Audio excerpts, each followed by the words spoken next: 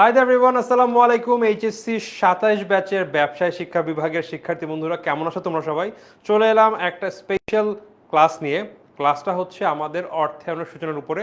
It is more of A demo class. আমাদের এই ক্লাসটার মূল উদ্দেশ্য, আমরা আগামী মাস থেকে যেই তোমাদের অনলাইন ব্যাচ ক্লাসটি শুরু করছি বা আমাদের কোর্সটি শুরু করছি, সেই কোর্সের ওভারঅল আমাদের ক্লাসের ডেলিভারি কেমন হবে, ক্লাসের ওভারঅল কি বলবো, মানে ক্লাসটা কিভাবে নিচ্ছি, কোন টপিকের উপরে আমরা কিভাবে পড়াই, সব কিছু তোমরা একটা মোটামুটি গ্লিমস পেয়ে যাবে। At the same time class যেহেতু নিচ্ছি, আমরা একটা কাজ করব, সেটা হচ্ছে আমাদের ওভারঅল এই ক্লাসগুলোর মধ্যে এইচএসসি 27 বা এইচএসসির জন্য তোমাদের অধ্যায়ের যেই চ্যাপ্টারগুলো ইম্পর্টেন্ট, সেইগুলো আমরা মোটামুটি একটা ভালো মতন ওভারভিউ বা গ্রো থ্রু করবো, যেন তোমরা পড়ার সময় একটা ভালো আইডিয়া পাও যে আচ্ছা এই চ্যাপ্টার থেকে তো ভাইয়া বলে দিয়েছিল এই টপিকগুলো আসবে, অমুক চ্যাপ্টার থেকে এরকম আসবে। So this is what we are going to do in this class. So ইয়াস, কেমন আছো একটু কমেন্টে জানিয়ে দাও। আমাদের সাথে জান্নাতুল ফেরদৌস জয়েন করেছে, ইয়াস। সাথে দেখি আর কে কে জয়েন করছে একটু বলে দাও। আমাদের ক্লাসটা খুবই শর্ট হবে, মাত্র 1.5 ঘন্টার ক্লাস, বাট ইয়াস মেবি আমরা আরও শর্টলি শেষ করে ফেলবো। সো জানিয়ে দাও আমরা কে কোথা থেকে আসছো, আমাকে প্রপারলি দেখা যাচ্ছে কিনা, শোনা যাচ্ছে কিনা, সব কিছু হলে আমরা আমাদের ক্লাসটা within a very short moment class শুরু করে দিব। ওকে, দেখি কে কে এসেছে। জান্নাতুল ফেরদৌস কমেন্ট করছে, ওকে।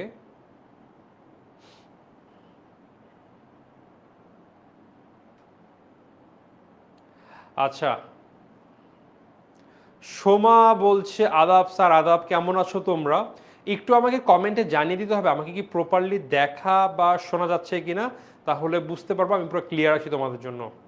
এরিন জাহান বলছে আসসালামু আলাইকুম। ওয়ালাইকুম আসসালাম আপু, কেমন আছো? জান্নাতুল ফেরদৌস বলছে ভাইয়া আমি টাঙ্গাইল থেকে বলছি, কি অবস্থা আপু, কেমন আছো? ফরিদপুর থেকে আছে সোমা, ওকে। আচ্ছা, বাই দা ওয়ে, গতকালে কিন্তু হিউজ পরিমাণ বৃষ্টি হয়েছে রাত্রেবেলায়। সো আজকে সকালে এসে দেখি অফিসের মানে হাফ অফ দ্য পিপল নাই।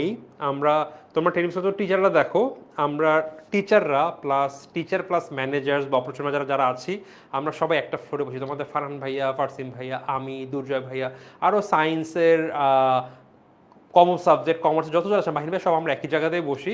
এসে দেখি আজকে মোস্ট অফ দ্য পিপল নাই, বিকজ এত বৃষ্টি হয়েছে, আসা অনেক মুশকিল ছিল। বাট দেখলাম ভাই আজকে তো একটা ক্লাস আছে।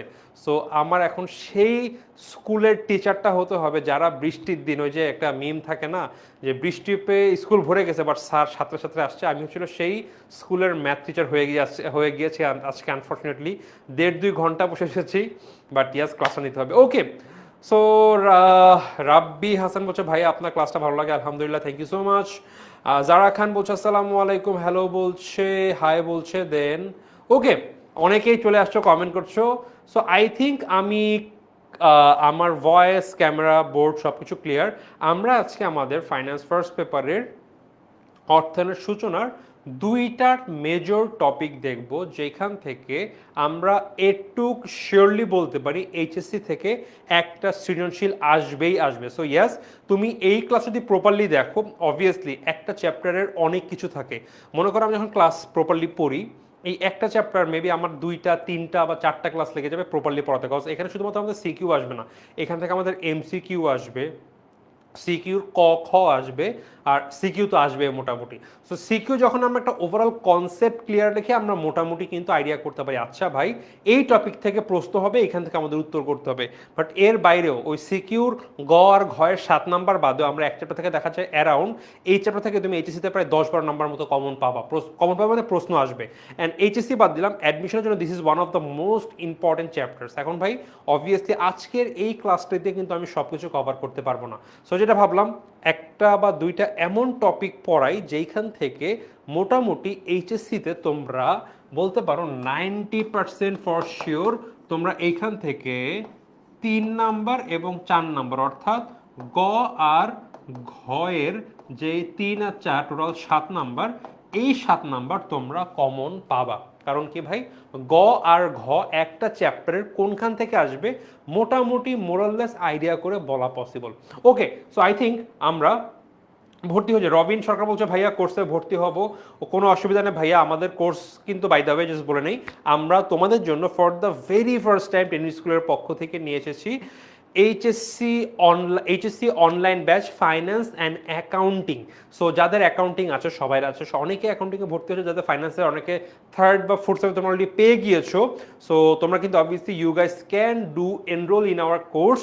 আমরা এখানে মোটামুটি ফাইন্যান্সের সবগুলোর জন্য একটা হিসাব করেছিলাম, প্রায় 83-84টা ক্লাস হবে in next 7 to 8 months, weekly 2টা করে ক্লাস হচ্ছে। সো আমরা এমনভাবে এই কোর্সটা সাজাচ্ছি যেন তোমাদের প্রপারলি সব কিছু কভার হয়। ইয়েস, আমরা এই মোমেন্টে সামান্য একটু কনফিউশনে পড়েছি। একটা ছোট কোশ্চেন আমি এখান থেকে করে নিই, সেটা হচ্ছে যেসব স্টুডেন্টরা ভর্তি হয়েছে আমাদের কোর্সে, ওরা কলেজ পেয়ে গিয়েছে, কলেজের সিলেবাস দিয়েছে। একটা সময় হতো ফার্স্ট ইয়ারে ফার্স্ট পেপার, সেকেন্ড ইয়ারে সেকেন্ড পেপার, সো ভাই ইজি জিনিস, কিন্তু এখন ফার্স্ট পেপার এবং সেকেন্ড পেপার মিলায় করাচ্ছে। সো আমাদের অনেকেই বলছে যে ভাই কিভাবে কি করবেন, আপনারা তো ফার্স্ট পেপার আগে পড়াবেন, সেকেন্ড পেপার পরে করাবেন, বাট ইয়াস যদি বিষয়টা এরকম হয় তোমাদের মিক্স অ্যান্ড ম্যাচ করে হচ্ছে, অবভিয়াসলি আমরা ওইভাবেই সাজাবো যেন তোমাদের ওভারঅল ক্লাসটা কভার হয়ে যায়। এখন তবুও ভাই আমরা 10 কলেজে দিতে হচ্ছিল মনে করেন চ্যাপ্টার 1, 2, 3, আমার কলেজে দিতে হচ্ছিল চ্যাপ্টার 4, 5, আমি কি করব? আমাদের জন্য রেকর্ডেড ক্লাস থাকবে, আমরা লাইভ ক্লাস নিব, বাট ইয়াস রেকর্ডেড ক্লাসও আমরা প্রোভাইড করছি। সো এইটা পরবর্তী কথা, আমাকে একটু এইটা বলো, তোমরা যে কলেজে পেয়েছো, কলেজের যেই সিলেবাস দিয়েছে সেইখানে কি তোমাদের এমন দিয়েছে যে ফার্স্ট পেপার আলাদা হবে, ফার্স্ট ইয়ারের সেকেন্ড পেপার সেকেন্ড ইয়ারে হবে, নাকি তোমরা প্রথম ইয়ারে ফার্স্ট আর সেকেন্ড পেপার মিলিয়ে হবে, একটু বলো তো।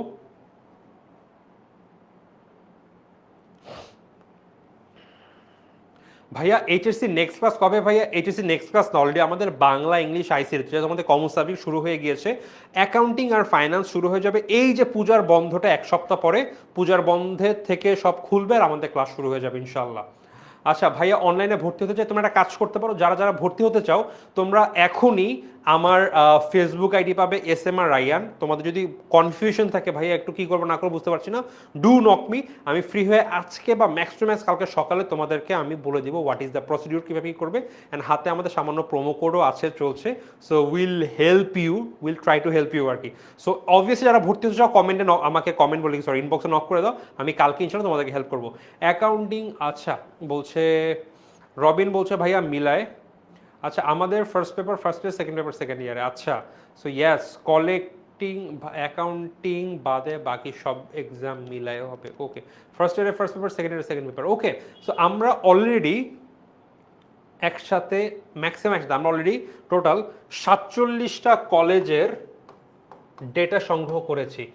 ওদের সিলেবাস কখন হচ্ছে, ইয়ারলি এক্সাম কখন হবে, সব কিছু আমরা মানে অর্থাৎ ফার্স্ট ইয়ার সেকেন্ড ইয়ার সব কিছু আমরা আপাতত সাজাচ্ছি। আমাদের আজকের মধ্যে আমরা 47টা ইউনিক কলেজের ফ্রম কত 24 না 25টা জেলা থেকে আমরা সাজিয়েছি জিনিসটা। সো আমরা আরও ডেটা চাই। সো যারা কোর্সে ভর্তি হয়েছে তোমরা অলরেডি হয়তো লাইভে আছো, যারা ভর্তি হয়েছো তোমরা অবভিয়াসলি একটা ফর্ম বা আমাদের ক্যাপ্টেনদের থ্রুতে আমরা ডেটা নিচ্ছি, তোমরা দিয়ে দিও। আর যারা ভর্তি এখনো হনে হতে চাও অবভিয়াসলি তাড়াতাড়ি হয়ে যাও, হয়ে তোমার ইনফরমেশনগুলো দিয়ে দিও। আমরা সেইভাবে ওভারঅল ক্লাসটাকে সাজানোর ট্রাই করছি যাতে সবাইয়ের সব কোর্স কভার পড়ে বা চ্যাপ্টার কভার পড়ে। ওকে, অনেক কথা বলে ফেললাম, এইবার আমরা আমাদের পড়ায় ব্যাক করি, চলো। সো আমাদের ফাইন্যান্স, ব্যাংকিং ও বিমা এইখানে, অর্থাৎ ফাইন্যান্স ফার্স্ট পেপার, এইখানে এই জিনিসটা হচ্ছিল আমাদের ফার্স্ট পেপার, আর এই দুইটা মিলায় আমাদের হচ্ছিল second paper. So first paper entirely ফাইন্যান্সের উপরে ম্যাথমেটিক্যাল বিষয়, ভেরি ইজি সাবজেক্টস, আর সেকেন্ড পেপারে হচ্ছিল আমাদের ব্যাংকিং অ্যান্ড বিমা। সো এইখানে একটু আবার পার্টিশন আছে। ওকে, সো ফার্স্ট পেপারে আমরা আজকের এই চ্যাপ্টার ছিল ফার্স্ট পেপারের প্রথম অধ্যায় অর্থায়নের সূচনা। এই চ্যাপ্টারে মোট আমাদের 9টা চ্যাপ্টার্স আছে, বাট গত 4-5 বছর ধরে শর্ট সিলেবাসে মোট 5টা চ্যাপ্টার পড়ানো হয়েছে। তোমরা ফুল সিলেবাস সব কিছু পড়ানো হবে। সো এই অধ্যায়ের যদি আমরা একটু দেখি টপিক ব্রেকিং বা টপিক ম্যাপিংটা কী কী আছে। প্রথমে অর্থায়নের ধারণা, এইখান থেকে আমাদের MCQ আসতে পারে, এইখান থেকে আমাদের কোনো সিকিউ আসবে না। সো আমি বলি ইম্পর্টেন্স ফর সিকিউ লিখে দিই। MCQ ভাই সব জায়গা থেকে আসবে, এখান থেকে আমাদের আসবে MCQ। সো সিকিউর জন্য এইটা তেমন ধরনের 1 স্টার।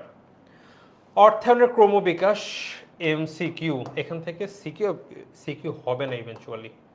আচ্ছা কাটা দিলে তো সেমই হয়ে যাচ্ছে। সো এইটা আমাদের 1 স্টার, মাঝে মধ্যে চলে আসে, এখান থেকে প্রশ্ন হয় না। অর্থায়নের স্বরূপ এইখান থেকে সিকিউ প্লাস এমসিকিউ বোধ হয়, এইখানে আমি দেব হচ্ছিল 1 2 3 4 স্টার। Very important. অর্থায়নের উৎস শুধুমাত্র এমসিকিউ, এইখান থেকে সাধারণত সিকিউ হয় না, বাট একটা দিলেও দিতে পারি যদি প্রশ্ন খুব বাজে হয়। অর্থায়নের কাজটা বলি সিকিউ প্লাস এমসিকিউ, এইটা আমি দিব একে 3 স্টার। আচ্ছা, এখানে স্টার বাড়াই দেই ভাই। অর্থায়নের লক্ষ্য আমাদের এইটা সিকিউ প্লাস এমসিকিউ, এগেইন এইটা আমাদের 2 স্টার। অর্থায়নের নীতিসমূহ ভাই, আমাকে যদি বল রায়ান তুমি 10টা বোর্ডের জন্য প্রশ্ন করবা, আলাদা আলাদা প্রশ্ন হবে,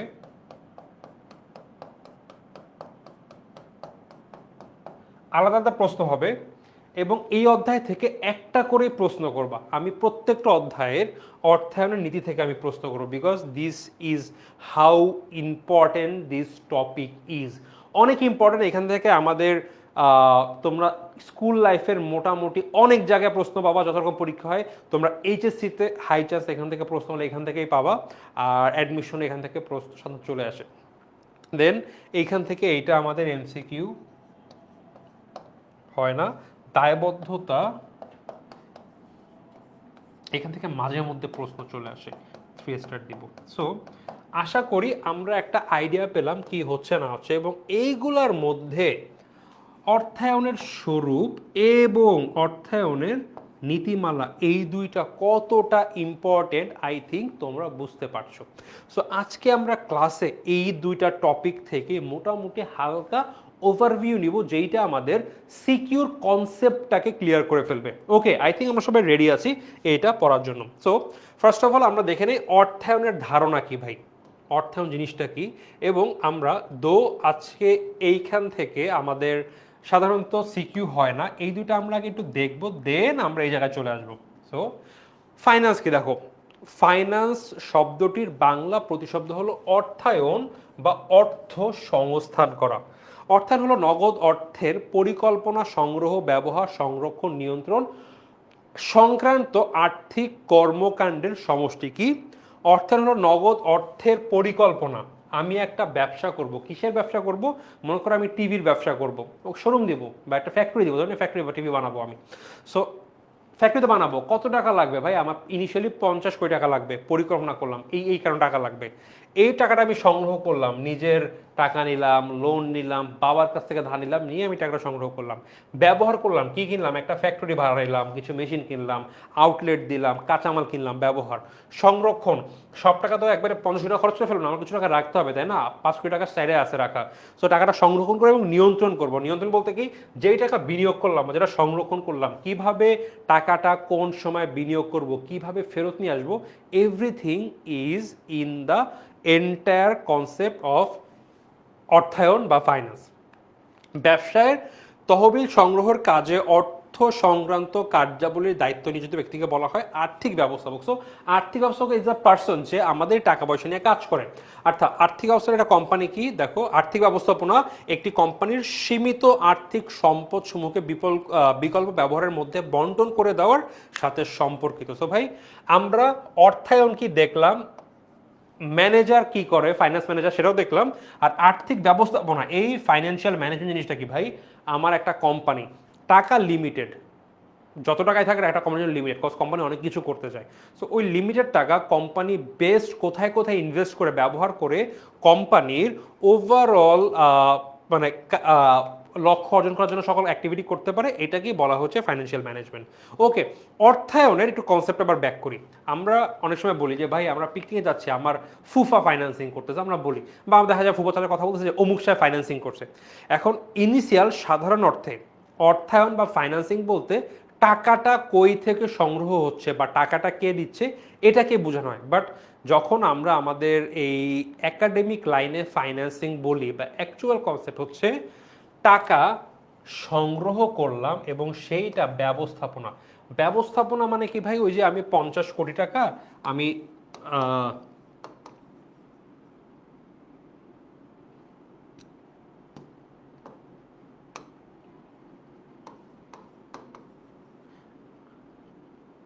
50 কোটি টাকা আমি হচ্ছে নিলাম আমার কিসের জন্য, আমার টিভির ফ্যাক্টরির জন্য। সো এই ফ্যাক্টরিতে আমি কি করলাম, এইখান থেকে আমি হচ্ছিল 20 লক্ষ টাকা, 20 কোটি টাকা দিয়ে আমি বিভিন্ন মেশিনারিজ কিনলাম। এর মধ্যে আমার 8 কোটি টাকা গেল আমার শোরুম বা বিভিন্ন জিনিস কেনার জন্য। ইনিশিয়ালি আমার 7 কোটি টাকা গেল কাঁচামাল কেনার জন্য। সো কত হলো, 28, 35, আরও 10 কোটি টাকা গেল আমার বিভিন্ন কি বলবো মানুষজন হায়ার করতে, ফ্যাক্টরি বসে সেট আপ করতে। অ্যান্ড বাকি 5 কোটি টাকা কীগুলো আমি রেখে দিলাম। সো এই যে কত টাকা দিয়ে আমি আমার মেশিনারি কিনবো, আমি কত টাকা দিয়ে আউটলেট দিব যেখানে আমার টিভিগুলো বিক্রি হবে, তারপরে আমি কত টাকার র ম্যাটেরিয়ালস কিনবো, দেন আমি যে একটা ফ্যাক্টরি দিব আমাদের টাকা পয়সা লাগবে, ফ্যাক্টরি বসাও, বিল্ডিং করো, জিনিসপত্র কেন টাকা লাগবে, দেন কিছু টাকা আমি রেখে দেবো ভবিষ্যতের জন্য। সব কিছু মিলাই কিন্তু আমার টাকাটাকে ব্যবস্থাপনা করতে হয়, কীভাবে ব্যবহার করব। সে এই দুইটা টাকা সংগ্রহ করার শুরু থেকে সেটা ব্যবহার করে সকল অ্যাক্টিভিটিকে আমরা একত্রে অর্থায়ন বলি। গেল। সো অর্থায়নের ধারণা কি, এবার আসি। অর্থকে ব্যবসায় জীবনীশক্তি বলা হয়। টাকা এটা হচ্ছিল ব্যবসায় জীবনীশক্তি। একটা ব্যবসা পরিচালনা করতে কি পরিমাণ মূলধন প্রয়োজন, কোন কোন উৎস থেকে সেই মূলধন সংগ্রহ করলে এবং কিভাবে বিনিয়োগ করলে ব্যবসায়ের মুনাফা সবচেয়ে বেশি হবে, সে সকল বিষয়ের পরিকল্পনা প্রণয়ন ও বাস্তবায়ন কার্যকে অর্থায়ন বলা হয়। সো যদি তোমাদের সংজ্ঞা আসে কোথাও লিখতে, তোমরা এইটাকে লিখবা, এইটা লিখলে তোমাকে কখনো কোথাও একটা সিঙ্গেল নাম্বারও কাটবে না। একটি ব্যবসা পরিচালনা করতে কি পরিমাণ মূলধন প্রয়োজন এবং কোন উৎস থেকে ব্যবহার করলে বা সংগ্রহ করলে এবং কীভাবে বিনিয়োগ করলে মুনাফা সব বেশি হবে, সে সকল পরিকল্পনা প্রণয়ন ও বাস্তবায়নকে অর্থায়ন বলা হয়। So finance is an art of playing with money with a view to maximising wealth. অর্থায়নের মূল লক্ষ্য সম্পদ বৃদ্ধি করা, কোম্পানির টোটাল অ্যাসেট বাড়াবো। আচ্ছা গেল, আমরা আবার আমার ইসে ব্যাক করি কনসেপ্ট, কিছু এমসিকিউ দেখে নিই, মোটামুটি আইডিয়া পেলাম আমরা যে অর্থায়নটা কি। একটু বলে ফেলো তো কয়েকটা এমসিকিউ যে আমরা পড়লাম এর ভিত্তিতে আমরা উত্তর দিতে পারি কিনা দেখি তো।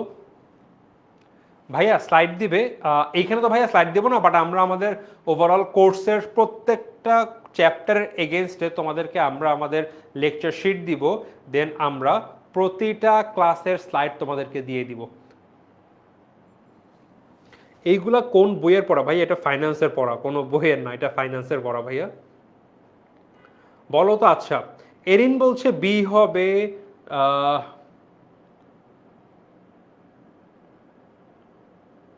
সিদ্দিকা বলছে বি। ওকে, সবাই বি বলছো কি? দেখো, এই প্রশ্নটা অ্যাডমিশন টেস্টে আসা একটা প্রশ্ন। এটা মোস্ট অফ ঢাকা ইউনিভার্সিটিতে প্রশ্নটা হয়েছিল। সবাই বি বলতেছো কি ভাই? তহবিল সংগ্রহ ও ব্যবস্থাপনা। আমি কি একটু আগে দেখলাম তহবিল সংগ্রহ করা, ব্যবস্থাপনা করা, রাইট? উত্তর হবে বি। ভাই তহবিল সংগ্রহ করাও তো একটা ফাইন্যান্সের কাজের মধ্যে পড়ে, এইটাও তো 50% রাইট হয়, তাই না? আবার তহবিল ব্যবস্থাপনা ভাই এইটাও তো আমার 50% রাইট, এইটাও রাইট, এইটাও রাইট, এইটাও রাইট। হ্যাঁ, এইটা অ্যাকুরেটলি রাইট, এগুলো তো পার্সিয়াল রাইট। দেখো তো ডিএ লেখা আছে, সবগুলার কথাই কিন্তু বলা আছে। সো আমরা এই সবগুলো কিন্তু মোটামুটি ডি এর উত্তরের মধ্যে চলে যাবে। Right answer will B D. এই প্রশ্নটা মোস্ট প্রবাবলি কোনো একটা বিশ্ববিদ্যালয়ের ভর্তি পরীক্ষায় আসছে। সো দেখো, দিস ইজ দ্য কনসেপ্ট বা ঝামেলা বা ছোটোখাটো কি ট্রিক্স আমরা প্রশ্ন পড়বো। দেখো আমরা কিন্তু দেখে দাগায় ফেলছি, বাট উত্তর কিন্তু লাস্টেরটা। কতজন ভুল করছে বলো তো? ম্যাক্সিমাম। জাস্ট আমরা একটু আগে দেখলাম তহবিল সংগ্রহ ব্যবস্থাপনা ইজ দ্য রাইট অ্যান্সার, আমরা বসাই দিচ্ছি, বাট না, একটু প্রপারলি পড়তে হবে। ভাইয়া কোন রাইটারের বই? বাই দ্য ওয়ে, আমরা কোনো স্পেসিফিক একটা বা দুইটা রাইটারের বই দেখে তো পড়াতে পারি না। আমি নিজের সময় আমি সিটি কলেজে পড়তাম, আমাদের ওই সময় খালিকুজ্জামান স্যার খুব ফেমাস ছিলেন। বর্তমানেও স্যার অনেক জায়গায় আছেন, পড়াচ্ছেন, মানে সরি এখন স্যার নাই, স্যার রিটায়ারমেন্ট চলে গিয়েছে, বাট স্যারের বই এখনও অনেক ফেমাস। সো আমার সময় আমি পড়েছিলাম মেইনলি খালিকুজ্জামান স্যারের বই, সাথে এফ এম শহীদুল্লাহ স্যারের বইটা আমি দেখতাম। আমি মাল্টিপল বই, একটা নতুন বই কিনতাম আর একটা পুরাতন বড় ভাইদের কাছে নিতাম, ছেঁড়া বুড়া পুরাতন বই ডাজেন্ট ম্যাটার, রাখতাম ভাই সব কিছু কভার হচ্ছে কিনা। অ্যান্ড এর সাথে বর্তমান সময় দেখলাম অক্ষরপত্র প্রকাশনীয় বেশ ভালো কোয়ালিটির বই বের করেছে। তো আমরা যে কন্টেন্ট বানিয়েছি আমরা মাল্টিপল বইয়ের এন্ড থেকে যেসব পড়েছিলাম আমাদের মতো নোট বানিয়েছি সেখান থেকে স্লাইড বানানো। ভাইয়া মেন ক্লাসগুলো কোথায় নিবে? ভাইয়া মেন ক্লাসগুলো সব হবে আমাদের অ্যাপে, কোনো ফেসবুকে না, অন্য কোথাও না। বিকজ আমরা এই ক্লাসের মধ্যে পোল রাখি, দেন ক্লাসের মধ্যে আমরা রেটিং নেই। আমাদের এক একটা ক্লাসের ব্যাক এন্ডে, আমি লাইভ ক্লাস নিচ্ছি, ব্যাক এন্ডে একজন বা দুজন টিচার বসে থাকে। তারা, তোমরা এখানে কমেন্ট করতে পারবে, কমেন্টের বাইরেও তোমাদের টিচার বক্স থাকে, সেখানে প্রশ্ন করতে পারবা, ওরা সাথে সাথে কমেন্টের সেই প্রশ্নের উত্তর দিয়ে দিবে। সো এইগুলো আবার ফেসবুকে করা একটু টাফ হয়ে যায়, দ্যাট ইজ ওয়াই আমরা অ্যাপে নেই। আর ক্লাস শেষ হলে সাথে সাথে রেকর্ডিং থেকে যায়, ওই ক্লাসের এগেনস্টে পরের দিন একটা এক্সাম হয়, তারপরে তোমাদের ক্লাসের স্লাইড লেকচার অনেক কিছু যায়, তো সব আমাদের অ্যাপে হবে। আচ্ছা, ফাতেমা বলছে ভাইয়া ডি বলেছে, সরি ভাইয়া, অনেকে কমেন্ট করছে তো, সো আমার সামনে একসাথে 5-6 জনের কমেন্ট দেখা যায়। যখন অনেকে একসাথে কমেন্ট করে হয়তো বা অনেকে ডি বলেছে, আমি দেখেছি উঠে গেছে, তাই তোমার কমেন্টটা পড়তে পারিনি। আচ্ছা, গেল পরের। সাধারণ অর্থে অর্থায়ন হলো কি? দেখো, আমি পড়ার সময় একটা কথা বলেছিলাম, ওই যে ফুপা যে ফাইন্যান্সিং করেছে, সেখানে আমি বলেছিলাম যে সাধারণ অর্থে অর্থায়ন বা ফাইন্যান্সিং বলতে আমরা কি বুঝি বলো তো, এইটা কি হবে?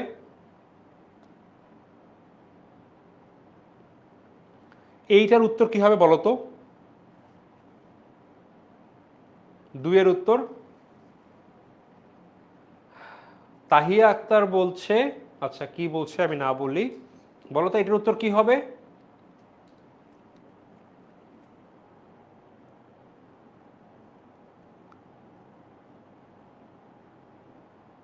কই সবাই গেল কোথায়?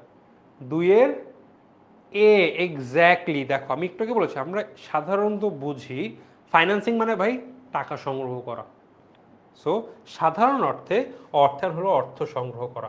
সো বাকি আমাদের যেসব বন্ধুরা সায়েন্সে বা হিউম্যানিটিসে পড়ে ওদের জন্য ভাই ফাইন্যান্সিং মানে টাকা সংগ্রহ করা, বাট তোমরা যেহেতু কমার্সে বিজনেস স্টাডিজে পড়তেছো, ইউ গাইস উইল আন্ডারস্ট্যান্ড অর্থায়ন মানে টাকা সংগ্রহ করা, সেই টাকাটা ব্যবহার করা, কিছু টাকা ইনভেস্ট করতে পারি, কিছু জমা রাখতে পারি, হোয়াট এভার ইট ইজ, দুইটা মিলে ফাইন্যান্সিং হয়ে গেল। পরের প্রশ্ন, অর্থায়নের মূল বিষয়বস্তু কি বলো তো? অর্থায়নের মেইন টপিক বা কনসেপ্টটা কি বলো তো একটু? 3 কি হবে বলে ফেলো তো। বাই দ্য ওয়ে, এই প্রশ্নটা চট্টগ্রাম বোর্ডের প্রশ্ন, বোর্ডে আসা প্রশ্ন। এই প্রশ্নটা বরিশাল বোর্ডে আসা প্রশ্ন। বলো তো কি হবে 3? বাই দ্য ওয়ে, তোমরা উত্তর লিখলে 1 এত, 2 এত লেখো, তাহলে আমার জন্য বুঝতেই যাবে না। 2-3টা এমসিকিউ থাকলে কনফিউজড হয়ে যায় অ্যাকচুয়ালি কোনটা কি প্রশ্ন। 3 উত্তর কি হবে? তাহিয়া কিন্তু প্রতিবার শুরুতে রাইট অ্যান্সার দিচ্ছে মোটামুটি, এরপরে আরও Soma, then Jitu, okay, Adrita, okay. So right answer will be exactly C. ফাইন্যান্সের মেন কাজ হলো টাকা পয়সা, তহবিল নিয়ে কাজ করা। গেল পরের প্রশ্ন, ব্যবসায়ের জীবনী শক্তি কোনটি? ই আর একটা অপশন দিই, আর হ্যাঁ নাই।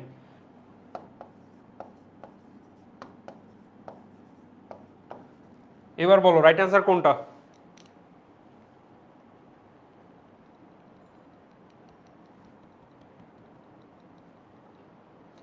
চারের উত্তর কি হবে? ভাইয়া অ্যাপের ক্লাস কবে থেকে শুরু হবে? ভাইয়া অ্যাপের ক্লাস আমরা এক্স্যাক্টলি বললাম পূজার বন্ধের পর থেকে আমরা ক্লাস শুরু করে দেবো ইনশাল্লাহ। এই যে সরকার দেখো 4 বলে ফেলছে। ভাইয়া অপশন আপনি 4 লিখছেন, কারণ চট্টগ্রাম বোর্ড 2019 সালের প্রশ্ন, দেখো চট্টগ্রাম বোর্ডে আসছে এই প্রশ্নটা। আপনি তো ভাইয়া রাইট উত্তর ছিল না বলে লিখছেন। দেখো আমি একটু আগে সাইডে একটা কথা বলে দিছি, দেখো অর্থকে ব্যবসায়ের জীবনী শক্তি বলা হয়। ব্যবসা অর্থায়ন পরে, অর্থ থাকলে অর্থায়ন হবে। একটা ব্যবসায় টাকা নাই, ব্যবসা মারা যাবে। মানুষের যদি রক্ত নেই মানুষ মারা যাবে। টাকা থাকলে অর্থায়ন হবে ভাই, অর্থায়ন ছাড়া ব্যবসা চলতে পারে। হ্যাঁ আমি লস করব, আমার কোনো প্ল্যানিং নাই, আমি টাকা নেওয়া উচিত ছিল ব্যাংক থেকে এত পার্সেন্ট সুদে, আমি মানুষের কাছ থেকে বন্ড বিক্রি টাকা নিয়েছি, আমার ব্যবসা লস হবে, মাইর খাবো। বাট জীবনী শক্তি কি ভাই? টাকা। একটা উত্তর দিলাম, তোমরা দিলা। রাইট উত্তর হবে পুঁজি ভাই, টাকা না থাকলে কিসের ব্যবসা? রাইট অ্যান্সার উইল বি পুঁজি। বুঝতে পেরেছো? 4 উত্তর হবে সি। আচ্ছা, আয়াতুল আয়াতুল কি অর্বা, সরি নাম বলতে পারি, অর্বা 4 সি বলেছে, কামরুল হাসান সি বলেছে, অনেকেই সি বলেছে। রাইট অ্যান্সার উইল বি পুঁজি। টাকা হচ্ছিল ব্যবসায়ের কি বলো জীবনের শক্তি, এই প্রশ্নটা অ্যাডমিশনে আসে, কনফিউশন ক্রিয়েট হয় এখানে। সো ইচ্ছা করে এই জিনিস এখানে রাখা হয়েছে এবং ইচ্ছা বাদ দিলাম, বোর্ডে আসছে ভাই প্রশ্নটা গেল। সো এরপরে আমাদের অর্থায়নের ক্রমবিকাশ আছে। আমি এই টপিকটা স্কিপ করে যাচ্ছি, এখন পড়াবো না, বিকজ এইটা আজকে আমাদের ক্লাসের মূল বিষয়বস্তু না। আমরা যখন আমাদের ইসে যাব কি বলে ওই যে পেইড ব্যাচে ক্লাসগুলো হবে, এই চ্যাপ্টার উপরে অ্যারাউন্ড 4টা বা 6টা ক্লাস আছে সব মিলায়, তখন আমরা 101 প্রত্যেকটা টপিকের পরে 4টা 5টা এমসিকিউ সিকিউ দেখে করবো, নো ওয়ারিজ। বাট আপাতত আজকে না, কারণ এইখান থেকে আমাদের খুব একটা সিকিউ আসে না। বাট হ্যাঁ, this topic is very important for your MCQ. এখান থেকে এমসিকিউ মোটামুটি তুমি কলেজ লাইফ থেকে শুরু করে প্রিটেস্ট টেস্ট এইচএসিতে মোটামুটি ভাই প্রশ্ন পাওয়াই কয়েকটা। সো এখানে কয়েকটা ইম্পর্টেন্ট ফ্যাক্ট আছে, আমি খুব শর্টলি বলি। অ্যাকচুয়ালি এটা যখন পড়া যাবো প্রত্যেকটা ইয়ারের আন্ডারে একাধিক ইনফরমেশন থাকে, বাট আমি এখানে শর্টলি বলতেছি। দেখো কি, ঊনবিংশ শতাব্দীর শেষের দিকে, অর্থাৎ 19th সেঞ্চুরির শেষের দিকে, মানে 1800 সামথিং, এটা ঊনবিংশ শতাব্দী। সো ঊনবিংশ মানে কিন্তু 1901 না, এইটা বিংশ শতাব্দীর মধ্যে পড়ছে। সো 1801 টু 1900 ছিল ঊনবিংশ শতাব্দী। এই সময় ফাইন্যান্স একটা আলাদা বিষয় হিসাবে পাইতে থাকে, না ভাই একটা ব্যবসায় প্রতিষ্ঠানে টাকা পয়সা ম্যানেজ করবে এরকম একটা আলাদা বিষয় থাকা উচিত, একটা আলাদা ডিপার্টমেন্ট থাকা উচিত। অ্যান্ড এটার উপর ভিত্তি করে দেখো প্রখ্যাত লেখক Thomas L green corporate finance study of the principles and methods একটা বই বের করে 1897-এ। সো এইটা শুরুর দিকে একটা হেল্পফুল একটা বই ছিল এই সেক্টরের জন্য। দেন এরপরে ইয়ার অন ইয়ার 1920-এর পূর্বে কি হয়, 1920-এর দশকে কি হচ্ছে, 30-এর দশকে কি হচ্ছে, 40, 50, 60। 60-এর দশকটা ছিল যতগুলো দশকের মধ্যে মোস্ট কি বলবো সিগনিফিকেন্ট ছিল, কজ এই দশকে এমন অনেকগুলো বিষয় হয় যেইটা ফাইন্যান্সকে একটা আলাদা মাত্রা দান করে। যেমন এই সময় পোর্টফোলিও নীতি বের করে, লেখা আছে এখানে। এই যে দেখো মডার্ন পোর্টফোলিও থিওরি 1952-তে হ্যারি মার্কুইজ এই বইটা এই ফর্মুলা দেয়। দেন এইখানে 1958-এ এবং 1961, এটা 61 বা 62 হবে একটু। সো ম্যাডিক্লেন এবং মার্টিন মিলার দুইটা নীতি দেয়, ঋণ নীতি এবং হচ্ছে লভ্যাংশ নীতি। এই সবগুলা প্লাস এইখানে জেবি উইলিয়ান হচ্ছিল সিএপিএম নিয়ে আইডিয়া দেয়। আরও অনেক ইনফরমেশন বা নীতি এই দশকে প্রবর্তন হয় যেইগুলা ফাইন্যান্সকে একটা আলাদা মাত্রা দান করে, যার জন্য ফাইন্যান্স কিন্তু অনেক বেশি প্রসিদ্ধ হয়। এবং এখানে যেরকম হ্যারি মার্কুইজ স্যার, তারপর ছিল ম্যাডিগ্লিন, মার্টিন মিলার, এরা কিন্তু আগামীতে নোবেল প্রাইজ পর্যন্ত পায় তাদের জাস্ট এই থিওরিগুলোর জন্য। সো এই 60-এর দশক অনেক ইম্পর্টেন্ট এবং এইটাই হচ্ছিল আধুনিক অর্থায়নের যাত্রা শুরু হয় এই 60-এর দশকে। সো এইভাবে প্রতিটা দশকের অনেক ইনফরমেশন আছে যেটা আমাদের এইচএসসি এমসিকিউর জন্য বেশ ইম্পর্টেন্ট। সো আমরা এগুলো দেখে নিব। আমরা আজকে এই ক্লাসের মধ্যে এই বিষয়গুলো নিয়ে বেশি নিতে যাচ্ছি না, কজ আমরা আজকে মেনলি দুইটা টপিক পড়বো। ওকে, দেখো দুই একটা এমসিকিউ আবার দেখে নেই। অর্থায়নের ক্রমবিকাশের শিল্প বিপ্লব ও প্রযুক্তির উন্নয়ন নিচের কোন সময় আমরা যখন করবো 60 টু 70-এর দশকে। পোর্টফোলিও তত্ত্বের হবে না, পোর্টফোলিও তত্ত্বের উন্নয়নে কার অবদান সর্বাধিক বলো তো ভাইয়েরা? আমি মাত্রই বললাম একজন ব্যক্তি আগামীতে নোবেল প্রাইজ পেয়েছে, কে বলো তো পোর্টফোলিও থিওরির জন্য বা মডার্ন পোর্টফোলিও থিওরির জন্য?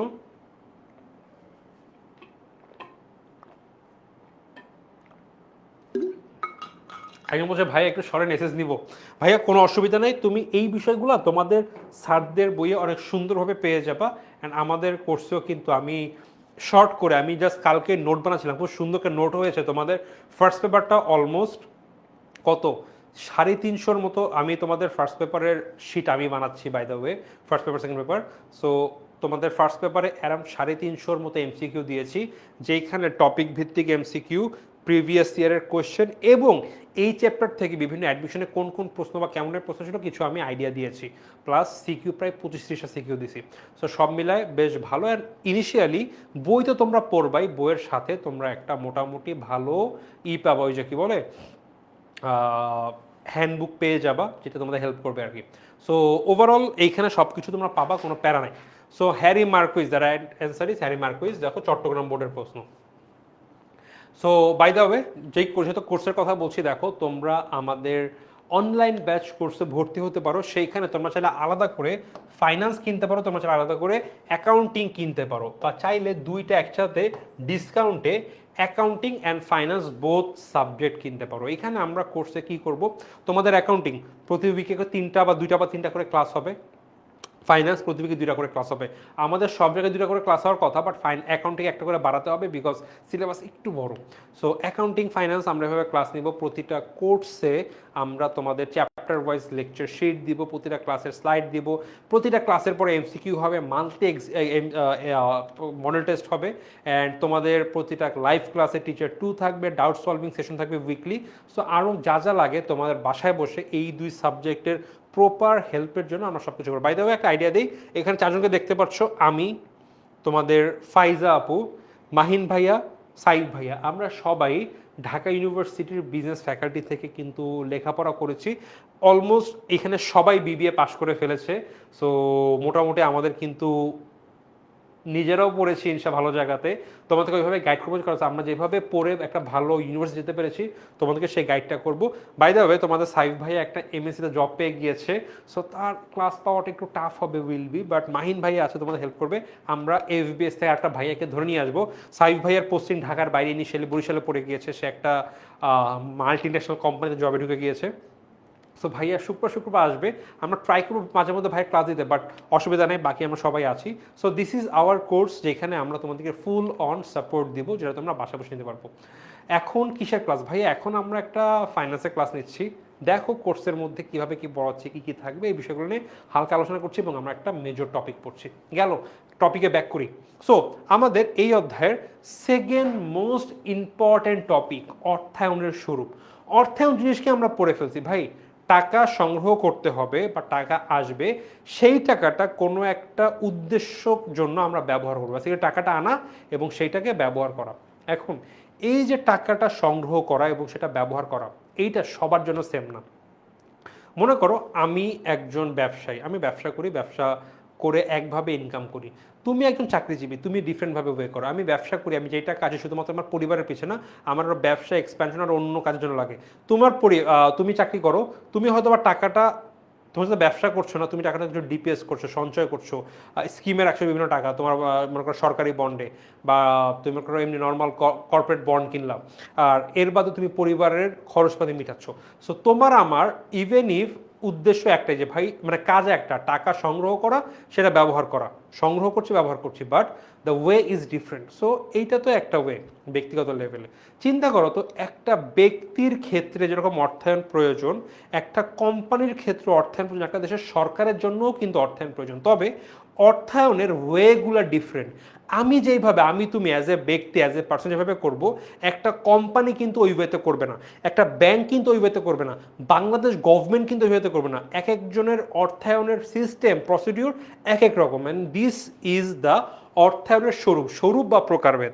সো দেখো, আমরা মূলত এটাকে আমরা 5টা ভাগে ভাগ করতে পারি: পারিবারিক অর্থায়ন, সরকারি অর্থায়ন, অব্যবসায় প্রতিষ্ঠানের অর্থায়ন, ব্যবসায় অর্থায়ন, এবং লাস্টলি আন্তর্জাতিক অর্থায়ন। তো চলো আমরা একটা একটা করে দেখি। এখান থেকে প্রশ্ন কি হয়, দিয়ে দেয় 2 বন্ধু, মনে করো লাস্টে কমেন্ট করছে কাজী শিফা এবং মুক্তাদির।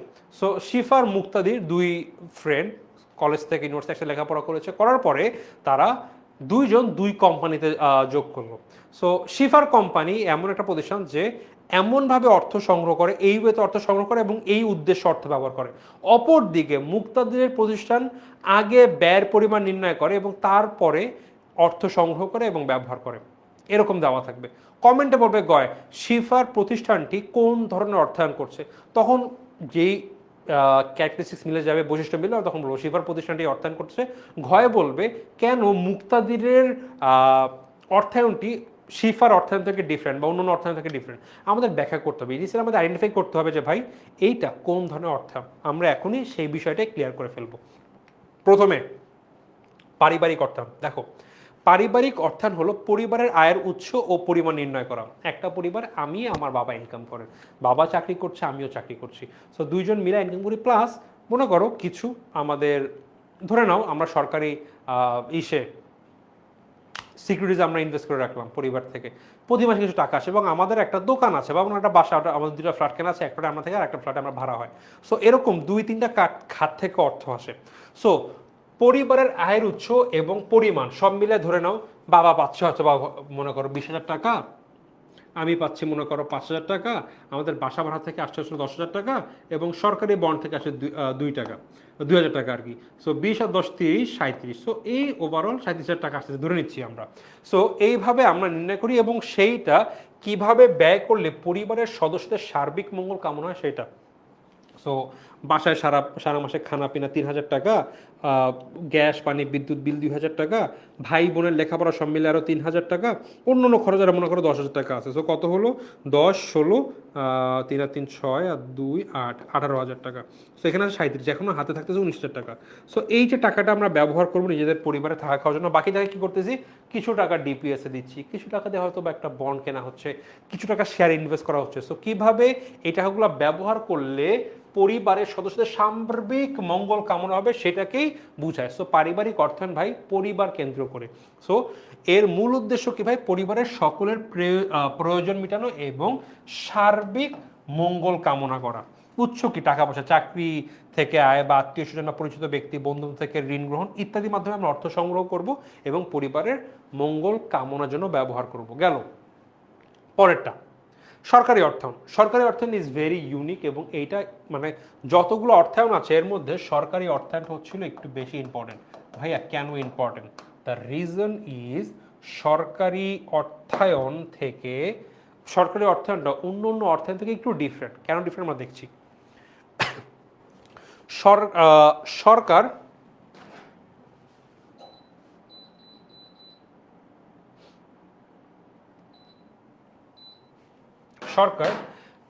বছরে বা দেশের জন্য সার্বিক ব্যয় কোন খাতে কি পরিমাণ হবে এবং সেই অর্থ কোন উৎস থেকে সংগ্রহ করা হবে তা নির্ধারণ করাকে সরকারি অর্থায়ন বলে। সরকারের সার্বিক ব্যয়। সো তোমরা দেখবা প্রতি বছর আমাদের অ্যারাউন্ড এপ্রিল মে জুনের দিকে দেখবা ন্যাশনাল বাজেট হয়। এই বছর হয়নি মানে ওইভাবে, বাট প্রতি বছর কিন্তু যখন সরকার থেকে ন্যাশনাল বাজেট একটা ব্যাপার থাকে, সেখানে কি বলে কত টাকা? 4 লক্ষ কোটি টাকা, 4.5 লক্ষ কোটি টাকা, 5 লক্ষ কোটি টাকা, এত হাজার কোটি টাকা। সো সরকার প্রথমে বলে হচ্ছিল যে ভাই আগামী বছরে দেশে কি পরিমাণ টাকা প্রয়োজন হবে, কারণ কি ভাই শিক্ষা খাতে এত, মানুষের মনে করো ডেভেলপমেন্ট খাতে এত, এই খাতে এত, এরকম করে বিভিন্ন খাতে তারা টাকা বলে এই বছর আমাদের এই প্ল্যান আছে, পরিকল্পনা আছে, this is why we need this amount of money. প্রথমে ব্যয় নির্ণয় করলো, দেন ভাই এবার কত লাগবে? এবার লাগবে হচ্ছিল 5,20,000 কোটি টাকা। এই টাকাগুলো আমরা কই থেকে পাবো? মানুষের ট্যাক্স থেকে আসবে, ভ্যাট থেকে আসবে, এইখানে থেকে আসবে, ওইখান থেকে আসবে, এরকম ডিফারেন্ট ওয়েতে আমরা টাকাগুলো সংগ্রহ করি। তো প্রথমে ব্যয় নির্ণয় করি, অর্থাৎ এই পরিমাণ ব্যয় হবে তার উপর ভিত্তি করে আমরা আয় করি। দেখি কমেন্ট আসছে, ফাইন্যান্স আমার কাছে অনেক হার্ড লাগতো কিন্তু, আচ্ছা সরি ভাই একজন কমেন্ট করলো, দেখি কি বলছে।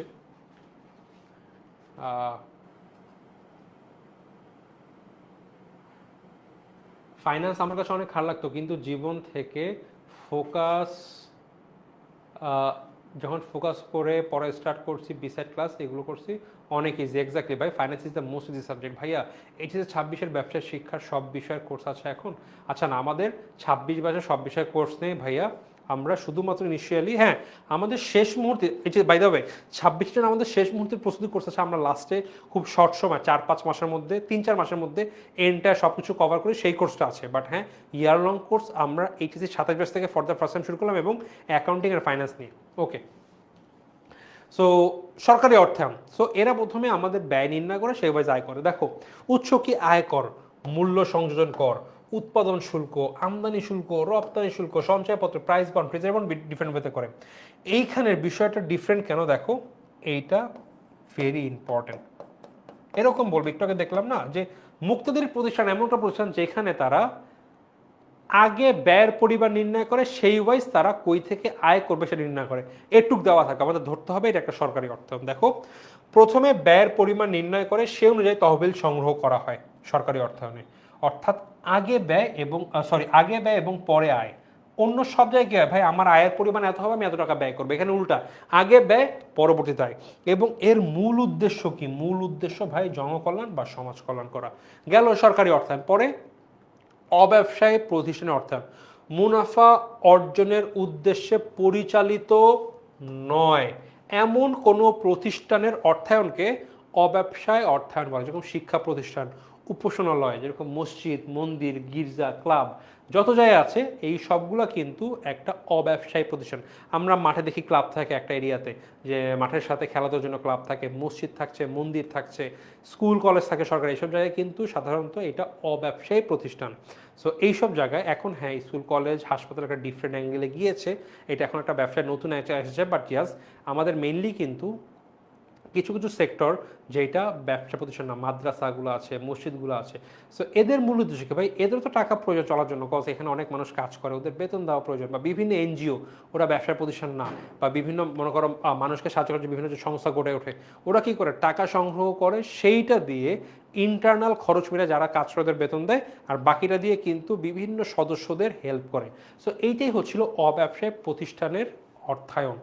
সো এর উদ্দেশ্য হলো সেবা প্রদান করা। কাদের সেবা প্রদান করা ভাই? যারা এই সংস্থা, মনে করো যারা মাদ্রাসায় আছে ওইখানে, যারা মাদ্রাসায় লেখাপড়া করছে, বা এতিমখানা যারা ওইখানে থাকছে ওদের খরচ পাটি মিলে, একটা মসজিদ, একটা মন্দির, সেইখানে যারা ধর্মযাজক আছে তাদের টাকা পয়সা দেওয়া, মেনটেন করে সেই মসজিদ, মন্দির, গির্জাকে মেনটেন করা, এই সবগুলোই কিন্তু আমাদের এই অব্যবসায়ী প্রতিষ্ঠানের অর্থায়নের মধ্যে পড়ে। এবং তোমরা আগামীতে গেলে, সরি আগামীতে না, এখনই তোমরা কয়দিন পরে কিন্তু এক মালাকান, তোমরা এতদিন এসএসসিতে কি করে এসেছো যে ভাই তোমরা হচ্ছিল শুধুমাত্র একটা ব্যবসায় প্রতিষ্ঠানের ওই যে আর্থিক বিবরণী করেছো, এক মালিকানা ব্যবসার। তোমরা এখন করবা এক মালিকানা ব্যবসার আর্থিক বিবরণী, অংশীদারি ব্যবসায়ের আর্থিক বিবরণী, যৌথ মূলধনী কোম্পানির আর্থিক বিবরণী, অব্যবসায় প্রতিষ্ঠান আর্থিক বিবরণী, এক একটা এক এক রকমের। এবার তোমরা কিন্তু একটা সব পাওয়া এগুলো। সো এইগুলোর অর্থায়ন ডিফারেন্ট হয়, এবং উৎস কি সরকারি অনুদান হইতে পারে, বা সদস্যদের চাঁদা ডিফারেন্ট হতে পারে। আন্তর্জাতিক অর্থায়ন, বিভিন্ন দেশের মধ্যে আমদানি রপ্তানি হয়, বিভিন্ন বড় বড় ইন্টারন্যাশনাল লোন হয়, যেখানে দেশের ডিফারেন্ট পক্ষ থেকে আমরা টাকা আনি বা আমরা বাণিজ্য করি, আমদানি করি, রপ্তানি করি। প্রতি বছর সরকার বলে যে আমরা এই বছর এত পরিমাণ বাণিজ্য ঘাটতিতে আছি, আমরা এত পরিমাণ আমদানি করেছি, আমরা এত পরিমাণ রপ্তানি করেছি। সো এই সকল বিষয়, কত টাকা আসলো, কত টাকা গেল, এখানে কিন্তু ফাইন্যান্সিংয়ের ব্যাপার আছে একটা, এটাকে বলা হয় আন্তর্জাতিক অর্থায়ন। এবং সবাই লাস্টলি ব্যবসায় অর্থায়ন। আমরা ফাইন্যান্সে যতগুলো চ্যাপ্টার পড়ব, আমরা এই ব্যবসায় অর্থায়নকে কেন্দ্র করে করব। কারণ কি ভাই, ব্যবসায় অর্থায়ন হলো একটা আর্থিক প্রতিষ্ঠানের আর্থিক পরিকল্পনা প্রণয়ন, তহবিল সংগ্রহ, বিনিয়োগ ও বন্টন সংক্রান্ত কাজের সমর্থক। কই থেকে টাকা পাবো, সেটা কীভাবে ব্যবহার করব, দেন সেইটা আমরা কোথায় বিনিয়োগ করবো, এবং কীভাবে বিনিয়োগ আমরা লাভ হলে বা টাকাগুলো আমরা ব্যবহার করব। সো এর মূল লক্ষ্য কি? মুনাফা অর্জন। সো এই যে দুইটা ফ্রেন্ড বলছিলাম, মুক্তিদের একটা মেন নাম ভুলে গেলাম। মনে করো ও বললো এমন একটা প্রতিষ্ঠানে কাজ করে যার মূল উদ্দেশ্য মুনাফা অর্জন করা, আর মুক্তিদের মূল উদ্দেশ্য কোম্পানি আগে ব্যয় করে পরে আয় করে। এরকম একটা ছোট্ট উদ্দীপক দিয়ে বললো এইখানে, মনে করো ধরো এটার নাম শিফা। সো শিফা কই থেকে সরি শিফার প্রতিষ্ঠানটা কেমন অর্থায়ন করছে, মুক্তিদের প্রতিষ্ঠানটি কেমন অর্থায়ন করছে, এই টাইপের প্রশ্ন হবে। সো উৎস কি? এটা ঋণ থেকে হতে পারে, শেয়ার বিক্রি করতে পারবে না, এখানে আমার ব্যক্তিগত টাকা, ব্যাংক লোন, পরিবারের থেকে লোন নিয়ে করতে হবে। একটা অংশীদার ব্যবসায়ী, বন্ধুরা বা যারা অংশীদার তারা কিন্তু টাকা দিবে, ওইভাবে ব্যবসা হবে। একটা যৌথ মূলধনী কোম্পানি, এখানে কিন্তু শেয়ার, বন্ড, ডিবেঞ্চার থেকে অর্থ আসবে। সো এইভাবে কিন্তু যখন ব্যবসা প্রতিষ্ঠানের ডিফারেন্ট অ্যাঙ্গেল থাকে, সেখানে অর্থায়নও কিন্তু আবার ডিফারেন্ট ভেদে হয়ে যায়। সো এটা ছিল আমাদের ওভারঅল অর্থায়নের মূল কি বলবো স্বরূপ বা প্রকারভেদ। এখন আমাদের প্রশ্ন হতে পারে ভাই যে এইটা একটা আমি একটা এক্সাম্পল দিয়েছি, এমন প্রশ্ন হবে, প্রশ্ন দিয়ে বলবে যে ভাই এইটা কি হয়েছে, বা এইটা কোন অর্থায়ন ফলো করেছে, অমুকটা কোন অর্থায়ন ফেলতে হবে। গেল, বলো তো ভাইয়া, ভাইয়া আপনি কোন বই থেকে পড়াচ্ছেন? ভাই আমি কোনো বই থেকে পড়াচ্ছি না, আমি আমার স্লাইড থেকে পড়াচ্ছি। সো ম্যাক্সিমাম বইতে এরকম রাখা, আমি কয়েকটা বই মিলায় একটা স্লাইড বানিয়েছি, আমি স্লাইড থেকে পড়াচ্ছি, কোনো স্পেসিফিক বই থেকে পড়াচ্ছি না আপু। আচ্ছা, সো একটু আমাকে বলো অর্থায়নের স্বরূপ নিয়ে কারো কি কোনো কনফিউশন আছে কিনা, একটু আমাকে বলো তো ভাই, তোমরা কি সবাই বুঝতে পারছো কি পারো নাই, একটু বলে দাও। যদি হয় আমরা আমাদের পরবর্তী টপিকে চলে যাবো। Maybe we will have some MCQs first, দেখা যাক কিছু আছে কিনা। ইয়াস, আমরা 5-7টা এমসিকিউ দেখবো, দেন এই চ্যাপ্টারের সবচাইতে ইম্পর্টেন্ট প্রশ্ন দিয়ে দিবে। আরে সোমা একটা প্রশ্ন আছে, ও অলরেডি এর উত্তর দিয়ে দিছে। আচ্ছা আচ্ছা, বন্ড মানে কি? আমরা বন্ডের অধ্যায় করবো, এটা পরবর্তীতে আছে ভাইয়া। এখন বন্ডের সাথে আমাদের ওভারঅল রিলেভেন্সি নাই, আমরা বন্ড নিয়ে পরে পড়বো। আপাতত বলো যা পড়ালাম সবাই ক্লিয়ার কিনা বলো তো। অর্থায়নের স্বরূপ ব্যাপারটা তোমরা মোটামুটি ক্লিয়ার কিনা, বই পড়লে তোমরা কি বুঝতে পারবে কিনা বলো গাইজ, ক্লিয়ার? আরে একটা প্রশ্ন আমি পরে দিতাম ভাই, তোমরা সবাই উত্তর করে ফেলতেছো। আচ্ছা আগে প্রশ্নতেই আসি।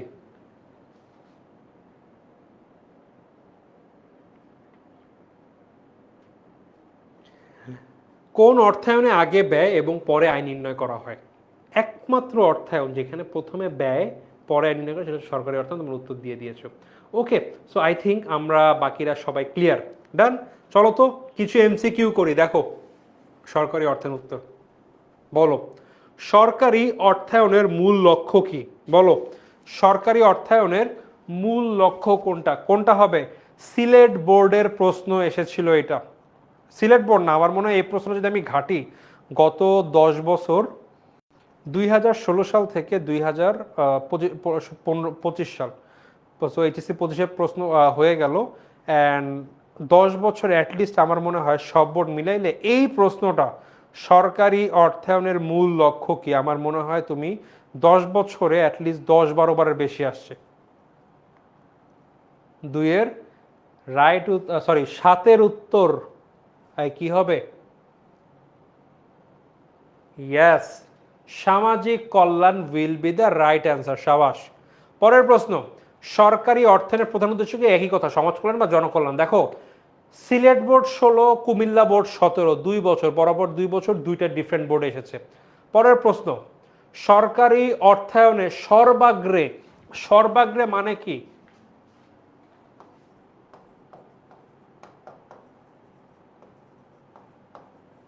সর্বপ্রথমে বিবেচ্য হয় কোনটা বলতো? সরকারি অর্থায়নে সবার আগে কোনটা বিবেচনা করা হয়? কি হবে 9-এর উত্তর?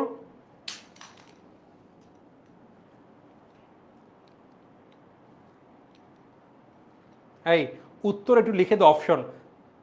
আচ্ছা তাহানিয়া কি তাহিয়া আক্তার উত্তর দিয়ে দিয়েছে, রাইট। এক্স্যাক্টলি 9-এর উত্তর হবে বি। সবের আগে ভাই ওরা আগে বলে আমাদের এই বছর এত টাকা ব্যয় হবে, পরবর্তী বছর এত টাকা আয়, সরি এই বছর এত টাকা ব্যয় হবে, so we need to collect this amount of money. পরে আয়ের পরিমাণ বাইর করা হয়, দেন জনগণের কাছ থেকে আমরা বলে ট্যাক্সের টাকা দাও। আমি যখন প্রতি মাসে, মানে আমরা তো এখনও ভাই মাত্র লেখাপড়া শেষ করলাম, সো চাকরি বাকরি শুরু করছি, খুব বেশি একটা বেতন পাই না। সো পাই না বলতে বছর শেষে আমাদের, তবু আমার এখন কত 5-7 হাজার টাকার মতো ট্যাক্স দেওয়া লাগে, কজ মিনিমাম থ্রেশহোল্ডে আসি এখনও আর কি। যে প্রথম এত লক্ষ টাকা, ইয়ারলি এত লক্ষ টাকার মধ্যে এই পরিমাণ দেওয়া লাগে। প্রথম হচ্ছিল মানে 3 লক্ষ টাকায় কোনো ট্যাক্স দেওয়া লাগে না, পরবর্তী এত টাকা দেওয়া লাগে। সো আমার এই ওয়াইজ প্রতি মাসে কত, মানে যখন বেতন আসে দেখি বেতন থেকে অ্যারাউন্ড 500-700-800 টাকার মতো আমার কেটে রাখতেছে। খারাপ লাগে সে ভাই, মানে ধরে নাও 700 টাকা যাচ্ছে। 700 টাকা মানে তো একটা ভালো রকম যদি বাইরেও গিয়ে খাই, একটা মনে করো একটা ভালো প্ল্যাটারও পাওয়া যাবে ভালো মতন, একটা মুভি টিকিট পপকর্ন দিয়ে হয়ে যাবে, তো প্যারা লাগে। বাট দেশে চলতেই হবে, আমাদের কাছে টাকা দিয়ে দেশ চলে। সো এই যে সরকার প্রথমে কি বলে ব্যয় নির্ণয় করে, দেন কোন ওয়ে থেকে টাকা ইনকাম করবে সেটা বের করে। সো ফার্স্ট অফ অল এটা তো ব্যয় গেল। পরের প্রশ্নটাই, নিচের কোনটি সরকারি অর্থায়নের উৎস বহির্ভূত? প্রশ্নের মধ্যে যদি দেখো উৎস বহির্ভূত মানে উৎস না, সো এখানে অনেকগুলোই আছে। সরকারি অর্থ সংগ্রহ করে, অর্থ করে না কই থেকে? এক্স্যাক্টলি শেয়ার বিক্রি করে সরকার অর্থ সংগ্রহ করে না, বাইকগুলো থেকে অর্থ সংগ্রহ করে। দুঃখের কথা বলতে বলতে সরকার কই কই থেকে টাকা নেয় সেটাই চলে আসলে, এই যে আয়কর থেকে টাকা নিয়ে যাবেন প্রতি মাসে আমার পকেট থেকে। আবার ব্যাংক অ্যাকাউন্ট খুলতে গেলে আপনার কি 3 নাম্বার আছে? বলে জি স্যার আছে, দেন। ওকে, মেয়াদের ভিত্তিতে অর্থায়নকে কয় ভাগে ভাগ করা যায় এটা আমরা পরবর্তীতে দেখব। আমরা অর্থায়নকে ইঞ্জিনিয়ারলি 3টা ভাগে ভাগ করে থাকি, অনেক জায়গায় 2 ভাগেও ভাগ করে। সো এইটা সাধারণত বাংলাদেশের পার্সপেক্টিভ থেকে এটা 3 ভাগে হয়, স্বল্প, মধ্য, দীর্ঘমেয়াদী। বাট আমরা যখন আমেরিকান পার্সপেক্টিভ থেকে দেখি বা ডিফারেন্ট জায়গায়, সেখানে আমরা 2 ভাগে ভাগ করা হয়, স্বল্পমেয়াদী বা দীর্ঘমেয়াদী। মধ্যমেয়াদী বলতে কিছু নাই। আচ্ছা, মুনাফা অর্জনের উদ্দেশ্যে যে অর্থায়ন করা হয় তাকে কোন অর্থায়ন বলে বলো তো? মুনাফা অর্জনের উদ্দেশ্যে যে অর্থায়নটা করা হয়ে থাকে সেইটাকে কেমন অর্থায়ন বলা হয়? দ্রুত বলো। 12 উত্তর, the right answer is 12 C, exactly, ব্যবসা অর্থায়ন গেল। সো আমরা আমাদের একটা মেজর টপিক কিন্তু কভার করলাম। সো আবারও ছোট্ট করে বললি, তোমরা যারা মাত্র ক্লাসে আসছো বা দেখো নাই ভাই, আমাদের কিন্তু অনলাইন কোর্স শুরু হচ্ছে একদম এই পূজার বন্ধ, এই মান্থের এন্ডে 2 সপ্তাহ পরে। আমরা আর মাত্র 3 সপ্তাহের মাথা থেকে নেক্সট উইক মানে নেক্সট মান্থের 4 তারিখ পর্যন্ত, আমাদের 4 বা 5 তারিখ পর্যন্ত পূজার বন্ধ আছে মোটামুটি। সো আমরা কিন্তু এরপর থেকে 6 তারিখ থেকে মোস্টলি আমরা আমাদের পেইড ব্যাচের ক্লাস শুরু করে দিচ্ছি। সো তোমরা যারা আমাদের এই কোর্সে এখনো ভর্তি হো নাই, দ্রুত এনরোল করে ফেলো ভাই। আমরা কিন্তু ক্লাস শুরু করব এবং আমরা খুব দ্রুতই একটা একটা চ্যাপ্টার সব কভার করে ফেলবো। অ্যান্ড চ্যাপ্টার কী আছে না আছে আমরা কিন্তু একটু আগে বলেছি। সো পেইড ক্লাসে মানে লাইভ ক্লাস থাকছে, অ্যাপের মধ্যে lecture sheet, class light, daily exam, অনেক কিছু। সো আর এখানে সময় নষ্ট না করি, অর্থায়নের নীতিসমূহ।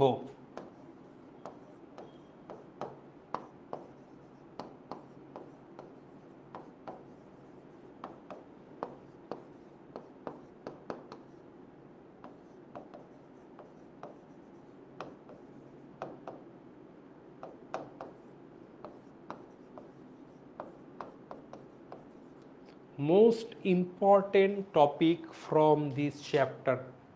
আমাকে যদি বলা হতো, শুরুতে বলেছি যে বললো ভাই রাইয়ান তোমাকে 10টা বোর্ডে 9টা বোর্ডে বেসিক্যালি প্রশ্ন দেওয়া হলো, এই অর্ধেকে একটা করে প্রশ্ন করবে, দেখা যাবে 9টা বোর্ডের মধ্যে 8টা বা 9টা বোর্ডে এই টপিক থেকেই প্রশ্ন করতেছি, because this is the most important topic from this chapter. এবং এখান থেকে শুধুমাত্র এইচএসসিতে না, তোমরা এইচএসসিতে পরে অ্যাডমিশনও তোমরা এখান থেকে প্রশ্ন পাবে। আচ্ছা, সো অর্থায়নের নীতি, প্রত্যেকটা জায়গাতেই কিছু নীতি ফলো করে। মানুষের ব্যক্তিগত নীতি থাকে, বিভিন্ন ব্যবসা প্রতিষ্ঠান, সব কিছুর কিছু না কিছু নীতি আমরা দেখবই। অর্থায়ন হচ্ছিল আমাদের ওভারঅল কি দেখেছি, বাট এরও কিছু নীতি আছে। এই 3টার বাইরে আরও শত শত নীতি আছে, অনেক কিছু তোমরা পাবা, বাট এই 3টা ছিল মোস্ট ইম্পর্টেন্ট এবং আমাদের পরীক্ষার জন্য সবচেয়ে ইম্পর্টেন্ট আর কি। এখান থেকে প্রশ্ন হবে। তো প্রথমটা কি? ঝুঁকি এবং মুনাফার নীতি। ঝুঁকি মুনাফার নীতি 2 নাম্বার, তারল্য ও মুনাফা, এবং 3 নাম্বার পোর্টফোলিও বৈচিত্র্যায়নের নীতি। আমরা একটা একটা করে আসি। ফার্স্ট অফ অল আসি হচ্ছিল আমরা ঝুঁকি এবং মুনাফার নীতি। ঝুঁকি, মুনাফা, নর্মাল কনসেপ্ট বলি, আমার লেখা বাদ দাও। তোমার কাছে এখন 50 লক্ষ টাকা আছে, ফাতেমা আক্তার নীতি। ওকে ভাইয়া, পেইড ব্যাচে কি বেসিক থেকে পড়ানো হবে? অবভিয়াসলি ভাই, পেইড ব্যাচে এরকম অনেক স্টুডেন্ট থাকবে যারা মনে করো সায়েন্স থেকে আসছে, এসএসসি সায়েন্স ছিল। সো অ্যাজ এ ক্লাস আমরা এমনভাবেই তোমাদেরকে ট্রিট করব যে তোমরা লাইফে ফার্স্ট টাইম ফাইন্যান্স দেখতেছো, বেসিক থেকে অ্যাডভান্স, সুপার অ্যাডভান্স, যেটা সব জায়গায় আমরা যাবো। সো কোনো টেনশন নাই, অবভিয়াসলি আমরা বেসিক থেকে পড়াবো ভাই। মানে আমরা এইভাবে ট্রিট করবো, তোমরা কিছু পড়ে আসো না। এবং এইচএসসির বইগুলো এইভাবেই করা হয়, কজ অনেক শিক্ষার্থীরা কিন্তু সায়েন্স থেকে আসে, সো ওদেরকে তো পড়াতে হবে। সো বইগুলো এইভাবেই থাকে।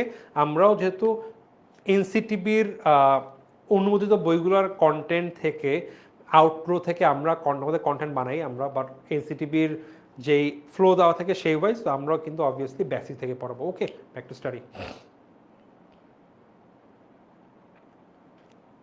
ওকে, সো ঝুঁকি এবং নীতি। তোমার মোট 50 লক্ষ টাকা আছে, তুমি টাকাটা ইনভেস্ট করবা। তোমাকে বলা হলো ভাই টাকাটা কই রাখবি? তুমি বলো আমি ব্যাংকে রাখবো। ব্যাংক তোমাকে কত টাকা দিবে? ব্যাংক তোমাকে দিবে 10% ইন্টারেস্ট। তুমি খুশি ভাই, টাকা রাখলাম, টাকা ফেরত পেয়ে যাব। ইয়াস, পসিবল। সো রিস্ক নেই, আমার ই কম। তোমাকে তো বলাই না তুমি ব্যাংকে রাখ না, তুই শেয়ারে ইনভেস্ট কর। যদি শেয়ারে ইনভেস্ট করতে বলা হয়, তুমি কি কখনোই ওই, যদি বলা হয় শেয়ারে তুমি 10% তোমাকে লাভ দিবে, 10% লাভ তো হবেই তোর 1 বছরে।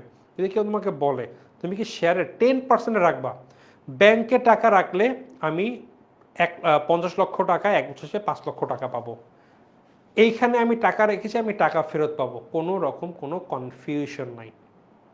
শেয়ারে টাকা দিলাম 50 লক্ষ টাকা, 50 লক্ষ টাকা আমার হয়তো বা লস হয়ে এন্টায়ার 50 লক্ষ টাকা 15 লক্ষ টাকা তো নেমে আসতে পারে আমার শেয়ারের দাম কমে।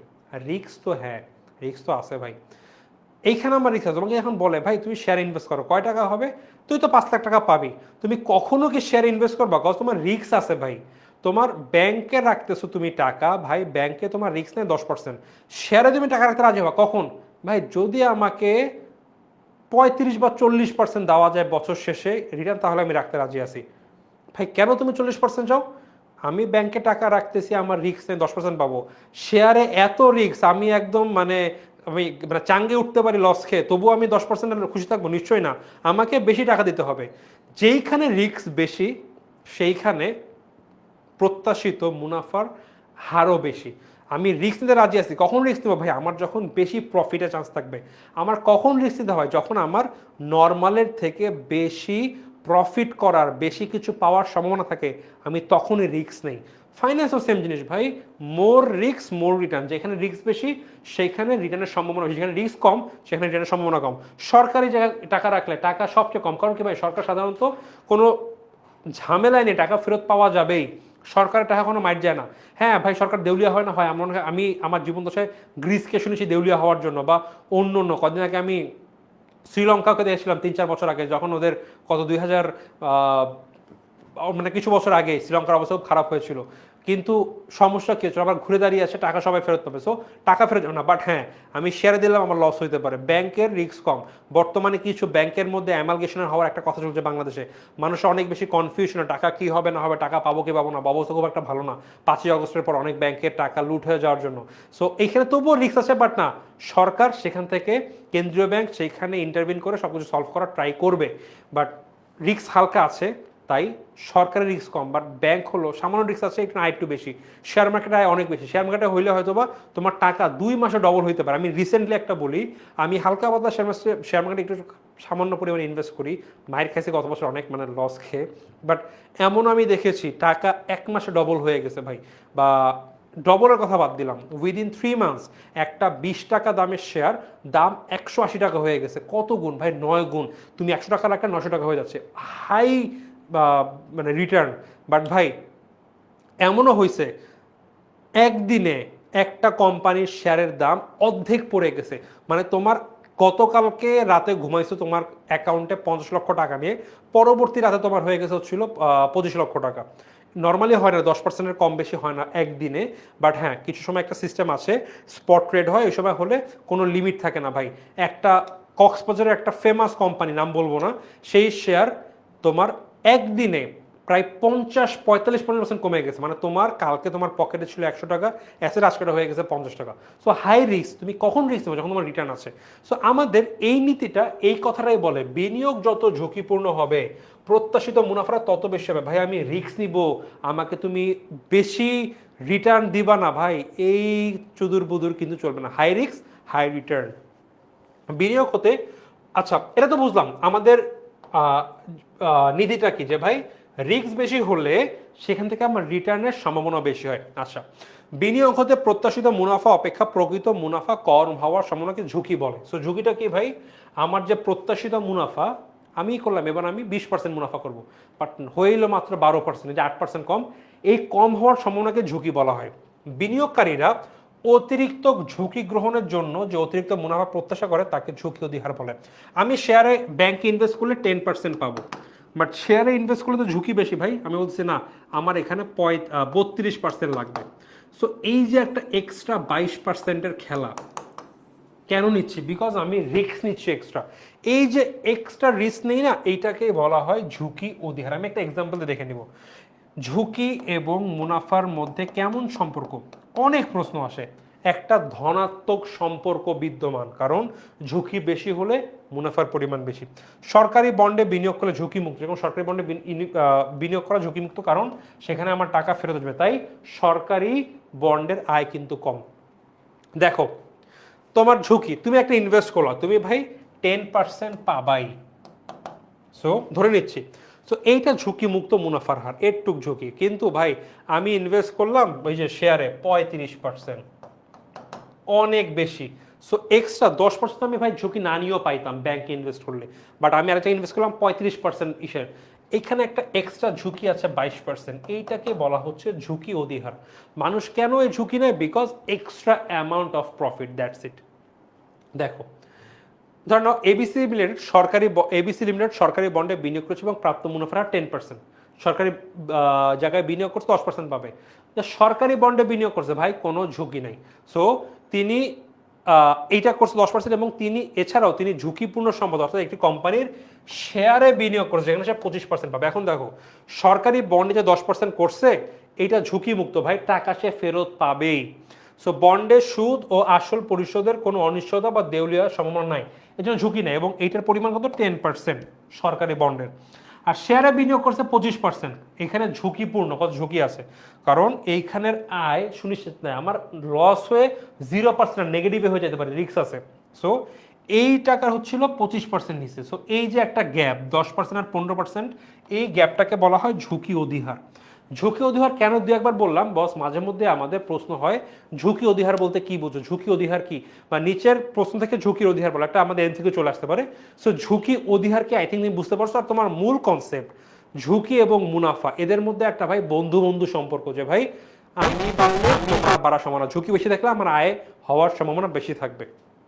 সো প্রথম নীতি গেল ঝুঁকি, তারল্য এবং মুনাফা নীতি। স্লাইডের পর আমি এটা পড়বই না। তারল্য জিনিসটা কি? তারল্য জিনিস হচ্ছিল ভাই একটা অ্যাসেটকে কত দ্রুত নগদ টাকায়, ভাই ক্যাশ, তরল, তারল্য, একটা অ্যাসেটকে কত দ্রুত আমি নগদ টাকায় রূপান্তর করতে পারবো। এই আমার সামনে একটা হচ্ছিল ডিজেআই এর, ওই যে আমি কথা বলছি মাইক সেট দেওয়া, এইটা একটা অ্যাসেট, এইখানে এই ফোনও একটা অ্যাসেট। সো আমি চাইলে আজকে দোনোটা, আমি ফোনটা যত দ্রুত বিক্রি করতে পারবো, এইটা আমি অত দ্রুত বিক্রি করতে পারবো না।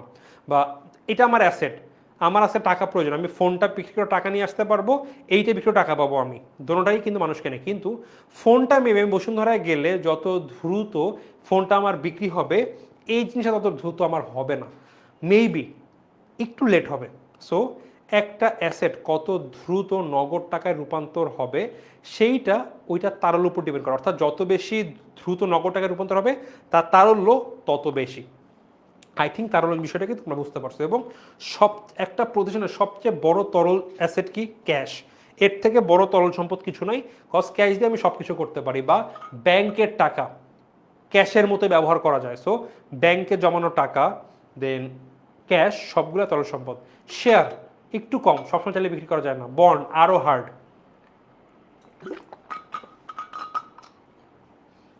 সো এখন তারল্যের সাথে এইখানে তারল্য বলতে নগদ টাকায় বোঝানো হচ্ছে। সো আমি নগদ ধরি, তারল্য ও মুনাফা নীতি। সো একটু আগে দেখলাম ঝুঁকি আর মুনাফার সাথে একটা ভালো সম্পর্ক ভাই, পজিটিভ। তারল্য আর মুনাফার মধ্যে কি সম্পর্ক আমরা এখন দেখবো একটা এক্সাম্পল। দেখো, যখন তারল্য অধিক হয়,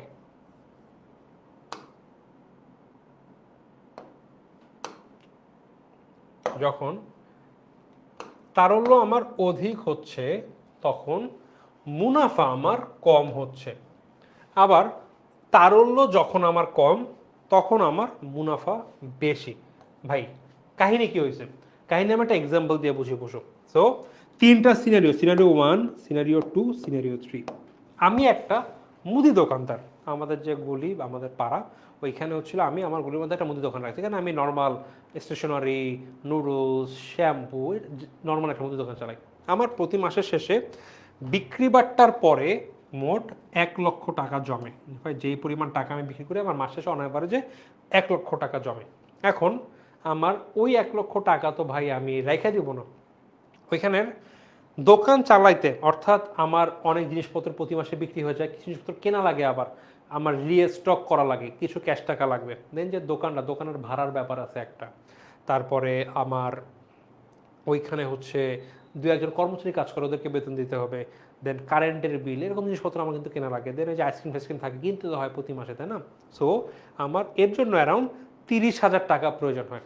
সো 1,00,000 টাকা থেকে আমি 30,000 টাকা রেখে দিলাম, আমার দোকানের ড্রয়ারে রাখলাম, ভাই ক্যাশ টাকা আমার লাগবে। বাকি থাকে কত? বাকি থাকে 70,000। এই টাকাটাকে আমি ফেলে রাখবো? ভাই পড়ে থাক, নিশ্চয়ই না। আমি এটা কি করবো? ব্যাংকে রাখলাম। ব্যাংকে রাখলে আমাকে কী দিল? ব্যাংকে আমাকে 10% মুনাফা দিল 70,000 টাকার, এবং 70,000 10% 7,000 টাকা। সো আমি 1,00,000 টাকার 30,000 টাকা যখন আমি ক্যাশ রাখতেছি, তখন আমার মুনাফা হচ্ছে 7,000 টাকা। কারণ কি, বাকি 70,000 ইনভেস্ট করছি, 10% ইন্টারেস্টে 7,000 টাকা গেল। দুই আমি ডিফারেন্ট সিনারিও। 1,00,000 টাকা, 1,00,000 টাকা আমি 20,000 টাকা রাখলাম, যে ভাই লাস্ট মান্থে আমি 30,000 টাকা রাখছিলাম, আমার ড্রয়ারে 2-3,000 টাকা বাইচে গেছে, আমি এবার 20,000 টাকা রাখি। কি করলাম? আমি তরল কিন্তু কমাই দিলাম আগের থেকে, 30,000 টাকাতে 20,000 টাকা করলাম। বাকি থাকতেছে কত? বাকি থাকতে 80,000। ইনভেস্ট করতেছি 80,000 টাকা, 10% কত পাবো বলো তো? 8,000 টাকা। এটা কি বেড়ে যাচ্ছে? দেখো, আমার তরল ছিল আগে 30,000, কমে হইলো 20,000, ওইদিকে আগে মুনাফা হয়েছিল 7,000, এখন বেড়ে হলো 8,000। অর্থাৎ আমার যখন তারল্য কমে যাচ্ছে, তখন আমার মুনাফা বাড়তেছে। তারল্য কমতেছে মানে কি ভাই? আমি আমার কোম্পানির কাছে ক্যাশটা কম রেখে বাকিটা বিনিয়োগ করলাম। সো যত কম ক্যাশ বিনিয়োগ, তত বেশি লাভ, তত বেশি। উল্টা সিনারিও, 3 নম্বর সিনারিও। এই মাসে আমি আমার কাছে 40,000 টাকা রাখলাম, বাকি থাকতেছে কত? 60,000 টাকা। আমি বিনিয়োগ করলাম, 10%-এ কত আসবে? 60,000 10% 6,000 টাকা। আমার মুনাফা কমে যাচ্ছে। দেখো, যেই তারল্য বেড়ে গেছে, মুনাফা কমছে। কারণ কি ভাই, আমার 1,00,000 টাকা থেকে আমি বেশি টাকা ক্যাশ রাখছি, ইনভেস্ট করতে পারছি কম, আমার লাভ হয়েছে কম। নাও ইট এন্টায়ারলি মেক সেন্স। যখন টাকা বেশি রাখতেছে, আমি কাছে রেখে দিচ্ছি, আমি কম বিনিয়োগ করতেছি, আমার মুনাফা কম হচ্ছে। আবার আমি টাকা কম রাখতেছি, তাহলে বেশি টাকা বিনিয়োগ করতেছি, লাভ বেশি হচ্ছে। সো তারল্য ও মুনাফার আরেকটা নাম আছে, তারল্য বনাম মুনাফা নীতি। তারল্য বাড়লে মুনাফা কমবে, তারল্য কমলে মুনাফা বাড়বে। এখন কথা ডিফারেন্টলি দেখো ভাই, 30,000 টাকা আপনার আইডিয়ালি লাগে, আপনি 20,000 টাকা রাখলেন, আপনার সমস্যা হয়েছে না? সমস্যাটা হয়েছে, আমি মাসের 20 তারিখের পরে গিয়ে আমি আমার কর্মচারী বেতন দিয়েছি, ভাড়া দেওয়ার পরে আমি দোকানে আইসক্রিম আর কোক কিনতে পারি না, কারণ ভাই ক্যাশ টাকা শেষ হয়ে গেছে, আমাকে বাকিতে মাল দেয় নাই, আমার ফ্রিজে আইসক্রিম ছিল না, এবং কর্মচারী কাস্টমার এসে আইসক্রিম পেয়েছে, পাইনি, ফেরত চলে গেছে, পাশের দোকানে চলে গেছে। কয়েকজন কাস্টমার বিরক্ত হয়ে 3-4 দিনে পাশের দোকানে কেনা শুরু করছে, আমি কেনেই না এই জায়গায়। আমার কিন্তু টাকা কম থাকলে এই সমস্যা হবে। দেন টাকা কম থাকলে আমার চলতে সমস্যা হয়ে যাবে। আবার ভাই, আপনি এই মাসে যে বেশি টাকা রাখছেন, আপনার সমস্যা নেবে, হয়েছে তো। আমার মাস শেষে দেখা গেছে আমার 31,000 টাকায় আমার কাজ শেষ হয়ে গেছে, বাকি 9,000 টাকা আমি ফালা রাখছিলাম। যে ওই 9,000 টাকা যদি আমি প্রপারলি ইনভেস্ট করতাম, আমার 900 টাকা কিন্তু লাভ আসতো বছর শেষে। সো তারল্য এবং মুনাফা নীতি তোমাকে এই জিনিসটা বলে, তুমি বেশি টাকা রাখলে, তারল্য টাকা রাখলে কম মুনাফা হবে, কম ক্যাশ রাখলে বেশি মুনাফা হবে। So you have to be in the middle, এমন একটা পজিশনে যেখানে তোমার ক্যাশ টাকা বেশিও থাকবে না, কমও থাকবে না, অ্যাকুরেট থাকবে। অ্যান্ড এটা থাকলে ভাই, তুমি তোমার প্রয়োজনীয় খরচও করতে পারবা, এবং তোমার প্রপার লাভও হবে। সো ভাইয়া, এইটা কোন অধ্যায়?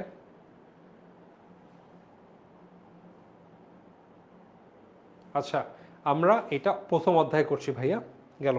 সো এইটা ছিল আমাদের সেকেন্ড নীতি।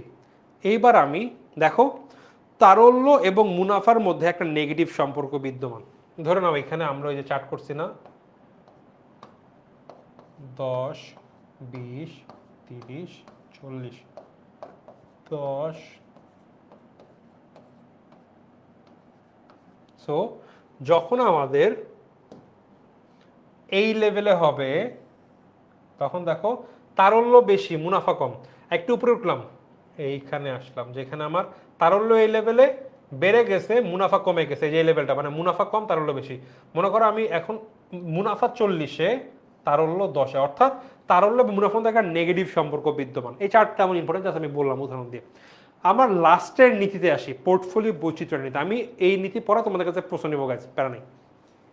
দেখো, পোর্টফোলিও বৈচিত্র্যায়ন নীতি বলতে বোঝায় বিনিয়োগকৃত অর্থ একটি সম্পদ বা প্রকল্পে বিনিয়োগ না করে একাধিক প্রকল্পে বিনিয়োগ করো। ভাই, আমার 100 টাকা আছে, আমি 100 টাকা একটা কোম্পানিতে বিনিয়োগ করলাম, কোম্পানিতে, কোম্পানি লস করলাম, আমার সব টাকা ধরে লস। অন্য জায়গায় আমার ভাই 100 টাকা আছে, আমি 3টা কোম্পানিতে বিনিয়োগ করলাম, 40, 35, 25। Company A, company B, company C. Company A loss করছে বাট কোম্পানি বি সি লাভ করছে, আমার টাকা উঠে গেছে, আমার লস হয় নাই। সো পোর্টফোলিও বলে ভাই তুমি তোমার টাকা একটা জায়গায় বিনিয়োগ না করে একাধিক জায়গায় বিনিয়োগ করো। এবার আমি একটা স্টোরিতে চলে আসি। দেখো একটা মেয়ে সুন্দর শাড়ি পরা, সুন্দর দেখতে, একটা নিয়ে যাচ্ছে আর কি, এক ঝুড়ি নিয়ে যাচ্ছে, ওই যে কি বলে ডিম নিয়ে যাচ্ছে। কথায় আছে do not put all your eggs into one basket. বাদ দিয়ে এটা গল্পে ব্যাক করি।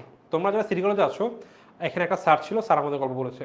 সো একটা গ্রাম না, এটা অনেক আগে আর কি, যেখানে রাজ্য ছিল, এখানে একটা গ্রামে খুব সুন্দর করে একটা মেয়ে, 20-25 বছর বয়স, একদম খুবই সুন্দর একটা মেয়ে। তারা মোটামুটি ছোটোখাটো জমি জমা বলতে তাদের বড় মানে নিজের আছে। তারা বাজারে মেইনলি তারা ছিল মুরগির ডিম বিক্রি করে, অনেক মুরগির খামার আছে, বড় খামার। সো এখান থেকে ডিম বিক্রি করে।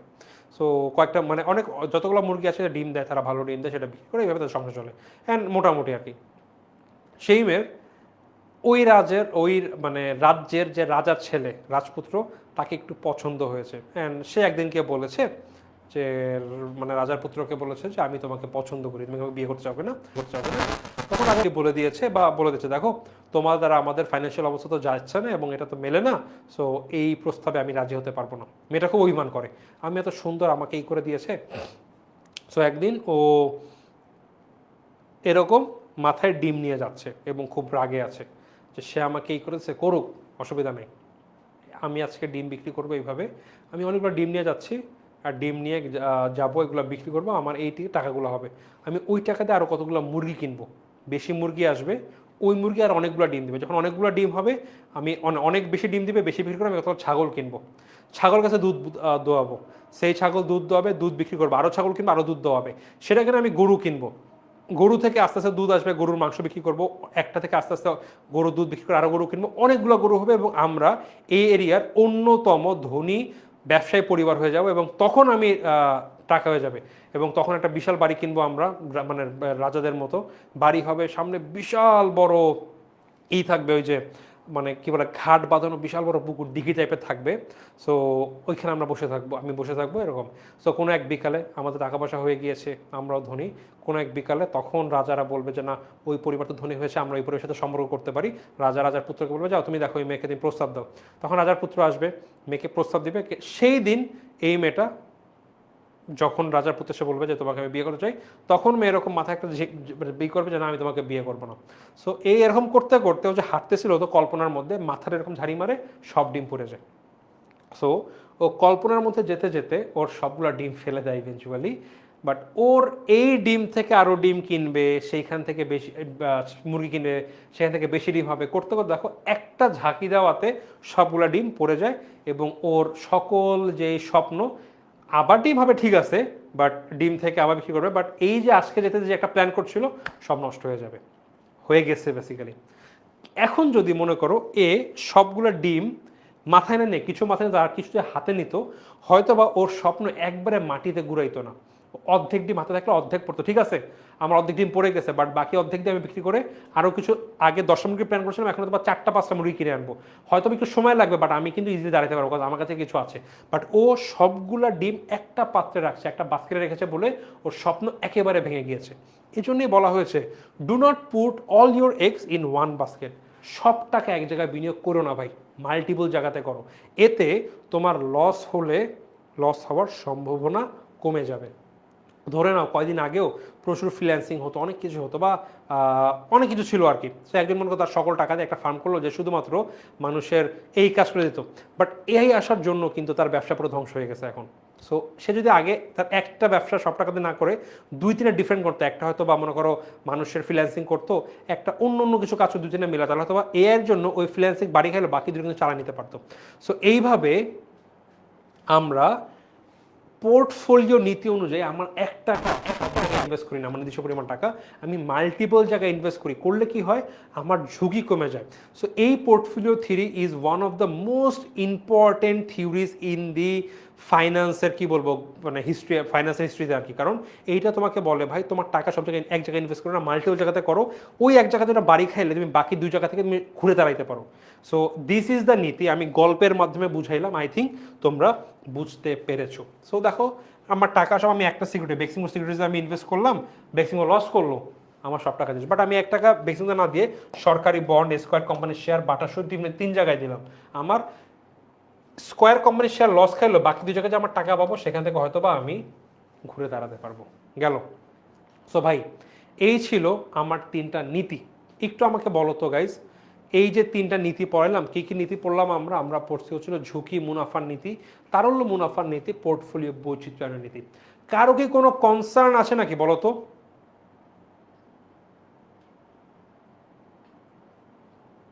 ভাই কমার্সে নিয়েও কোনো অসুবিধা নাই।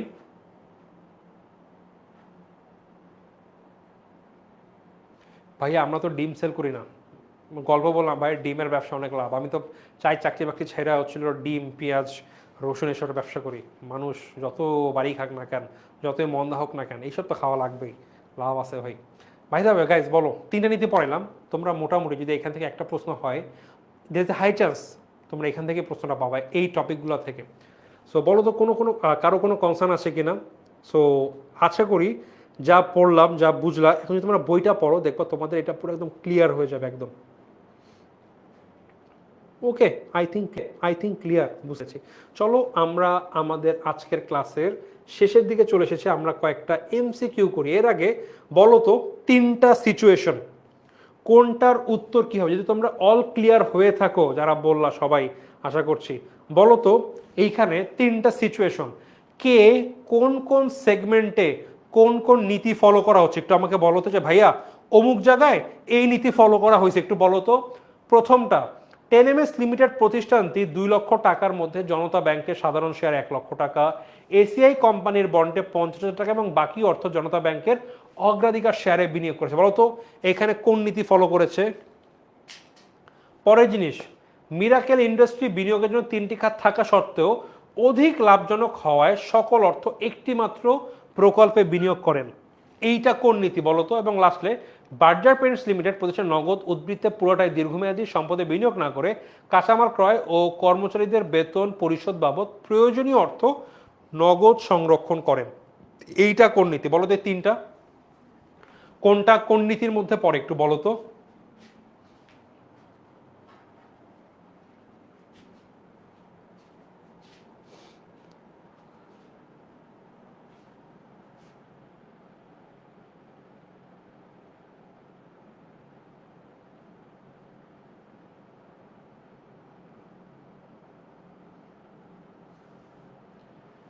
ক্লাসটা বেস্ট ছিল, ভালো লেগেছে, থ্যাংক ইউ সো মাচ। ওকে, জান্নাতুল ফেরদৌস বলেছে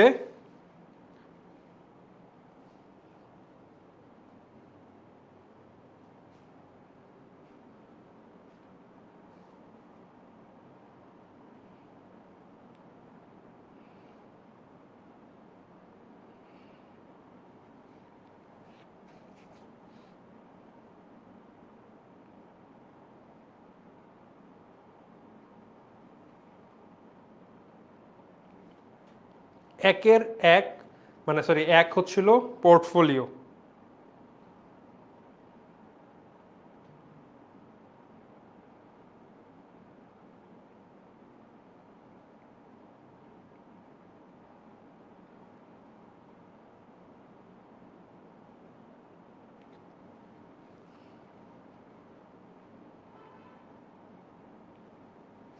ওকে এক পোর্টফোলিও ইজি, কারণ টাকা 2 লক্ষ টাকা 3 জায়গায়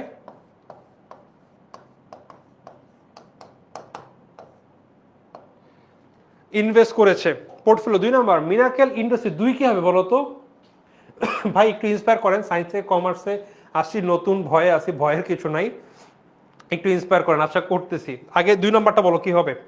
মিরাকেল ইন্ডাস্ট্রি বিনিয়োগের 3টি খাত থাকা সত্ত্বেও কি করলো বলো? অনেকে বলে ভাইয়া 3টা ছিল একটা করছে, পোর্টফোলিও মানে নাই, পোর্টফোলিও হবে এটা ভুল। 2 নাম্বারটা হবে ঝুঁকি, ঝুঁকি ও মুনাফা। কারণ কি ভাই, ওর একাধিক বিনিয়োগ ছিল, বাট ও বেশি ঝুঁকি নিয়েছে, ভাই আমি একটাতে রিস্ক নিব, রিস্ক নিয়ে আমি বেশি লাভ করার চান্স করব। সো 2 নাম্বার ঝুঁকি ও মুনাফা। 3 নাম্বার কি দেখো বলেছে, এই প্রতিষ্ঠান নগদ টাকার পুরোটা বিনিয়োগ না করে কাঁচামাল ক্রয় এবং কর্মচারীদের বেতন দেওয়ার জন্য প্রয়োজনীয় অর্থ রেখে দিচ্ছে নগদ আকারে। ওই যে বলেছিলাম না দোকান চালাই থাকা টাকা রাখা লাগবে, সো তার হলো মুনাফা নীতি। এরকম প্রশ্ন হবে যে উদ্দীপক দিয়ে যে অমুক প্রতিষ্ঠানটি এই টাকা এমুক জায়গায় না রেখে অত জায়গায় বিনিয়োগ করলো, বা এরকম একটা উদ্দীপক কোনো কাহিনী দিয়ে বলবে গয় উদ্দীপকে মিস্টার অমুকের প্রতিষ্ঠান কোন নীতি ফলো করেছে বা তার প্রতিষ্ঠানটি কোন নীতির বরখেলাফ করেছে, এই টাইপের প্রশ্ন হবে, আমরা আই থিঙ্ক উত্তর করে ফেলতে পারবো। এইবার আমরা আস্তে আস্তে কিছু কথা বলি আমাদের সিফাত স্যারের জন্য।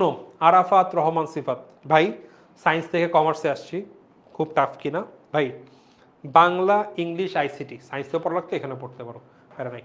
বাকি 4টা সাবজেক্ট, 2টা ম্যানেজমেন্ট, অ্যাকাউন্টিং। অ্যাকাউন্টিং একটু তোমাকে এফোর্ট দেওয়া লাগবে, accounting is actually a bit tough. এখন ভাই যে ছেলে পেলে হায়ার ম্যাথ করে আসছে, ফিজিক্স বায়োলজি কোর্স, ওর জন্য অ্যাকাউন্টিং টাফ হবে না, মানে ওর থেকে ইজিয়ার আছে অবভিয়াসলি, বাট হ্যাঁ among all the subjects accounting tough না, এফোর্ট বেশি দেওয়া লাগে, প্র্যাকটিস বেশি লাগে, বিকজ আমাদের সব কিছু ম্যাথ মিলিয়ে জিনিসপত্র, তোমার বিভিন্ন ক্যালকুলেশন মিলাইতে হবে, এটা করতে হবে সেটা করতে হবে। ফাইন্যান্স, এটা কি কেমন ভাই? তুমি যতগুলো সাবজেক্ট পড়তেছো, আমি সায়েন্স এবং কমার্স বিজনেস স্টাডিজের মধ্যে যত সাবজেক্ট আছে 2 বিষয়ের মধ্যে, সবগুলোর মধ্যে finance is the most easiest subject ভাই। মানে দুধ ভাত একদম, একটা যে মানে লুথা একটা মানে বিষয়, এর ম্যাথগুলো এত ইজি, যখন করবা দেখবা ভাই অল্প কটা ম্যাথ করে আমাদের সব কিছু কভার হয়ে যেতেছে, ভেরি ইজি ভাই। এটা একদম একটা আমি পড়াবো একটু, আমি প্রমিস করতেছি ফাইন্যান্সের মতো ইজি সাবজেক্ট আর হবে না। এবং আমরা অ্যাকাউন্টিং ফাইন্যান্স যাই করো না কেন একদম গোড়া থেকে পড়াবো, বেসিক থেকে পড়াবো। আর ওইদিকে ম্যানেজমেন্ট আছে, ম্যানেজমেন্ট তো থিওরিটিক্যাল, ভেরি ইজি, পড়লেই বুঝতে পারবা, পড়তে হবে, প্র্যাকটিস করতে হবে, থিওরিটিক্যাল সাবজেক্ট। এন্ড তুমি মার্কেটিং নাও বা অন্য যেটা নাও, সেখানে তোমাদের একই জিনিস, কনসেপচুয়াল ব্যাপার স্যাপার। সো অবভিয়াসলি টাফ না। এখন ভাই মানুষজন কি পারে? আমি সিটি কলেজে ছিলাম, সিটি কলেজে প্রথমে একটা পরীক্ষা হয়, পরীক্ষা হলে তোমাদের কোড দিয়ে দেয়, কোড 1 2 3 4, মানে ক্লাসের মধ্যে ফার্স্ট পজিশনকে, সেকেন্ড পজিশনকে। সো সিটি কলেজে আমার ক্লোজেস্ট ফ্রেন্ড ছিল সাদমান সাবিন নামে একটা ছেলে, ও বর্তমানে বিকাশে জব করছে গত 1-1.5-2 বছর ধরে। সো ও আমার সাথে আছে, আমার ওর মধ্যে আমরা we are very close friends. ও ফার্স্ট বয়, আমি সেকেন্ড বয় ছিলাম। অ্যান্ড ও সায়েন্স থেকে আসছে, এসে ও প্রতিটা পরীক্ষায় ও ফার্স্ট ছিল। সো ইজিলি পুল অফ করেছে। সায়েন্সের বহু শিক্ষার্থী আছে, কমার্সে আসে, বিজনেসে আসে, ইজিলি পুল অফ করে। ইউ হ্যাভ টু স্টাডি, মানে স্টাডি, তুমি যেই মানে তুমি সায়েন্সে থাকলে তোমার যেটুকু পড়া লাগতো ওটুক পড়াতে তুমি কমার্সে একদম ফাটায় ফেলতে পারবা, কোনো প্যারা নাই। পড়তে হবে, এইচএসসি ইজ এ প্লেস যেখানে তোমাকে মানে হার্ডওয়ার্ক করতে হবে, আদারওয়াইজ তুমি যেখানে যাও না কেন, তুমি সায়েন্স কমার্স যেখানে যাও না কেন, তুমি অবভিয়াসলি খারাপ করবা। সো তুমি যদি পড়ো, টাইম দাও প্রপারলি, তুমি অবভিয়াসলি এক্সিট করবে। এখন এই কথাটা তোমার জন্য যতটুকু সত্যি, যারা এসএসসিতে কমার্স ছিল ওদের জন্য একদম একই রকম সত্যি। কারণ ভাই আমার এসএসসিতে কমার্স ছিল, আমি আগে গেছি না, তোমাকে বেসিক দিবে কিছুটা, যেটা আমরা আবারও করাবো, প্যারা নাই, বাট তোমাকে এইচএসসির জন্য তোমাকে যে আগাবে সেইটা তোমার ওই বেসিক থেকে কাজ হবে না। ইউ হ্যাভ টু স্টাডি, মানে শুরু থেকে আবার বলতে গেলে। সো সবার জন্যই সিমিলার পরিমাণ, যে সায়েন্সে আছো এবং যে কমার্স থেকে এসেছো, যে সায়েন্স থেকে এসেছো কমার্স থেকে এসেছো, দুজনেরই এখন সিমিলার এফোর্ট দেওয়া লাগবে। এমন আমি কমার্স থেকে আসছি, আমার জন্য গেছে, হ্যাঁ এইখানে অনেকগুলো টপিক হয়তো বা সে আগে থেকে সামান্য পড়ছে, সো সামান্য আইডিয়া আছে, বাট এর মানে আমি যা পড়াইলাম আজকে, এই পরে তোমার মাথায় যতটুকু আইডিয়া এখন ঢুকছে, যে সায়েন্স থেকে আসছো, যে কমার্স থেকে আসছো, ওর মাথায় একই রকম আইডিয়া ছিল বা একই রকম ডেভেলপ হয়েছে। ও কমার্সে মানে আজকে যে টপিকগুলো পড়াইলাম, দুটো টপিকে ও এসএসসিতে মনে করো 100-র মধ্যে 1 থেকে 40 পড়ছে, আজ থেকে আবার আমি 1 থেকে 80 পর্যন্ত পড়াইলাম, সো বাকি ওর 40 থেকে 80-তে গেল, বাট তুমি অলমোস্ট 0 থেকে 75-80-তে চলে গেছো। বাসায় 2-1 বার পড়বা, দেখবা ক্লিয়ার হয়ে গেছে। ভাইয়া এটা আমার কাছে একদমই সহজ লাগে, ভেরি ইজি ভাই। ফাইন্যান্স অ্যাকচুয়ালি, মানে ট্রাস্ট মি, এইটা তোমার এইচএসসি এবং অ্যাডমিশনে ভাই আল্লাহর কসম ভাই, ফাইন্যান্স তোমাকে বাঁচাবে ঢাকা ভার্সিটিতে। ফাইন্যান্স বা মার্কেটিং এই বিষয়গুলো যেগুলো তোমাকে, ফাইন্যান্স আমার কাছে ইজি লাগে বেশি। আমি এইচএসসিতে ফাইন্যান্স পড়ছি, ফাইন্যান্স আগে আমি বিবিএ করছি মার্কেটিংয়ে, বাট আমার ফাইন্যান্স ছিল, বিকজ আমি জানি ভাই ম্যাথ ভেরি ইজি সাবজেক্ট, যদি তুমি টাইম দাও, এফোর্ট দাও, এইটা নাম্বার তোলা ইজি। আমি জাস্ট একটা ছোট একটা এক্সাম্পল দিই, আমি সরি বাইরের কথা বলতেছি বেশি, একটা করি, সেটা হচ্ছে এইচএসসি পরীক্ষা আমার ঢাকা কলেজে আমার সিট পড়ছে, 11টা থেকে 7টা উত্তর করতে হবে। আমি পৃষ্ঠা উল্টাই, আমাদের ওই যে ছোট 4 পেজের প্রশ্ন হইতো, আমি প্রশ্ন দেখে দেখে কয়েকটা দাগাইলাম, 5-6টা প্রশ্ন দাগাই আমি শুরু করলাম, যে ভাই ঠিক আছে 4-5টা প্রশ্ন পাইরে গেছি, দাগাই শুরু করি, করতে করতে করতে করতে আমি 9টা উত্তর করছি ভাই। লাস্টের 10 এবং 11 নম্বর প্রশ্ন ছিল একদম লাস্ট পেজে, টাইম ভ্যালু অফ মানি থেকে, এবং মোস্ট ইজিয়েস্ট প্রশ্ন ছিল, ক্লাস 9-এর প্রশ্ন আসছিল, আমি দেখিই নাই। প্রথম বিষয় ফার্স্ট পেপারে প্রথম 9টা থেকে আমি 7টা উত্তর করে ফেলাইছি। প্রশ্ন ইজি ছিল না, বাট মিডিয়াম ছিল মোটামুটি, বাট তারপরও করে ফেলাতে পারছি, বিকজ সাবজেক্টটা ইজি ভাই, তোমাকে কত হার্ড করবে, তুমি যদি পড়ো কনসেপ্ট ক্লিয়ার থাকলে ভাই আটকাইতে পারবে না। সো ওকে, অনেক বাইরের কথা বলে ফেললাম, চলো আমরা খুব দ্রুত 4-5টা এমসিকিউ করে ফেলি, খুব দ্রুত উত্তর করবো। আশা করি আমি আগামী 3 মিনিটের মধ্যে, 2.5 মিনিটের মধ্যে 5টা এমসিকিউ শেষ করব। প্রথম প্রশ্ন, ঝুঁকির সাথে মুনাফার সম্পর্ক কিরূপ? 13 উত্তর লিখবা, 13 কমেন্টে 13 মনে করো উত্তর হচ্ছিল, মনে করো 13-র এইভাবে লিখবা, তাহলে আমি বুঝতে পারবো 13-র উত্তর কি হবে।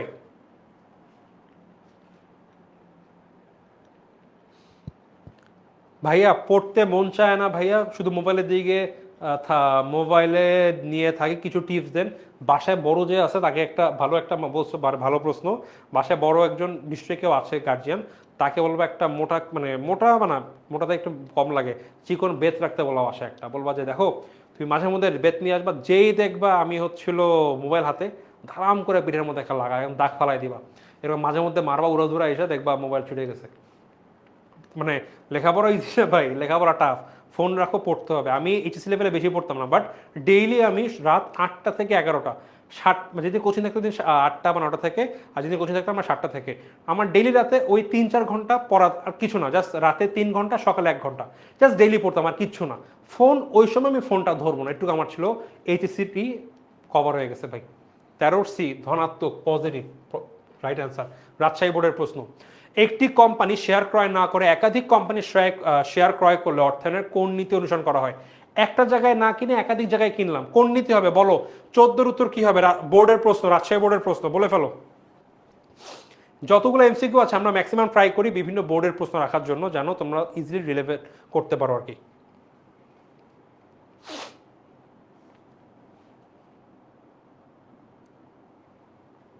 দ্রুত বলো কি হবে 14-র? পোর্টফোলিও নীতি, এক্স্যাক্টলি, এক জায়গায় না করে একাধিক জায়গায় করলাম। পরের প্রশ্ন, পোর্টফোলিও বিনিয়োগের উদ্দেশ্য কি? আমরা কেন পোর্টফোলিও বিনিয়োগ করে থাকি, রিজনটা কি? 15-র উত্তর কি হবে বলে ফেলো তো।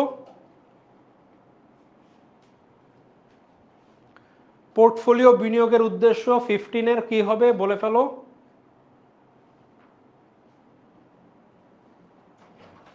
আমাদের মাত্র আর 1-1.5 মিনিটের মধ্যে ক্লাসটি শেষ হয়ে যাবে, জাস্ট 2টা এমসিকিউ আছে, একটু বলে ফেলো তাড়াতাড়ি। 15-র উত্তর কি হবে? 15-র বি, ঝুঁকি হ্রাস করা, এক্স্যাক্টলি, আমরা এক জায়গায় ইনভেস্ট না করে এক জায়গায় করি, বিকজ আমাদের ঝুঁকি হ্রাস করব। Last MCQ for today's class, তারল্য ও দেউলিয়াতের ঝুঁকির মধ্যে সম্পর্ক কেমন? তারল্য ও দেউলিয়া, দেউলিয়া কখন হয় এটা একটু আমি জাস্ট বলি নেই। আমি ক্যাশ টাকা রাখলাম না, মুদি দোকান, আমি কর্মচারীকে বেতনও দিতে পারলাম না, আমি বিনিয়োগ করে ফেললাম, আমি ক্যাশ টাকা রাখলাম না, বিনিয়োগ করলাম, টাকা নাই, আমার দেউলিয়া, আমি কর্মচারী বেতন দিতে পারতেছি না, আইসক্রিম কিনতে পারতেছি না, জিনিসপত্র কিনতে পারতেছি না, আমার কাস্টমার অন্য দোকানে চলে গেছে, আমার আস্তে আস্তে দোকানের ব্যবসা বন্ধ হয়ে গেছে, লালবাতি। তো বলো তো কি হবে? আমার তারল্য এবং দেউলিয়ার মধ্যে একটা, তারল্য না থাকলে দেউলিয়া হওয়ার সম্ভাবনা থাকে, তারল্য যখন থাকবে দেউলিয়া হবে না। সো এদের মধ্যে একটা নেগেটিভ সম্পর্ক, তারল্য থাকলে আমি তো খরচ নিতে পারবো, দেউলিয়া হবে না, তারল্য নাই, দেউলিয়া হবে, নেগেটিভ সম্পর্ক বিদ্যমান। সো সবকটা বোর্ডের প্রশ্ন দেখো। সো এরই মধ্যেই আজকে আমাদের ক্লাসটা শেষ হচ্ছে। অ্যান্ড এইখানে আমি আবারও বলি ভাইয়া, আমাদের এইচএসসি 27 অনলাইন ব্যাচের ক্লাস কিন্তু আগামী মান্থের পূজার বন্ধের পরে হচ্ছিল, 5-6 তারিখ থেকে শুরু হয়ে যাবে। যারা ভর্তি হয়নি এখনই ভর্তি হয়ে যাও, যাদের এখনও কনফিউশন ভাইয়া হতে পারছি না বা কীভাবে কী হবো, তোমরা অনেকেই বলেছো, আমাকে চাইলে আমাকে কল করতে পারো, ইনবক্সে নক করতে পারো, আমার SMRIA সার্চ দিলে পেয়ে যাবা।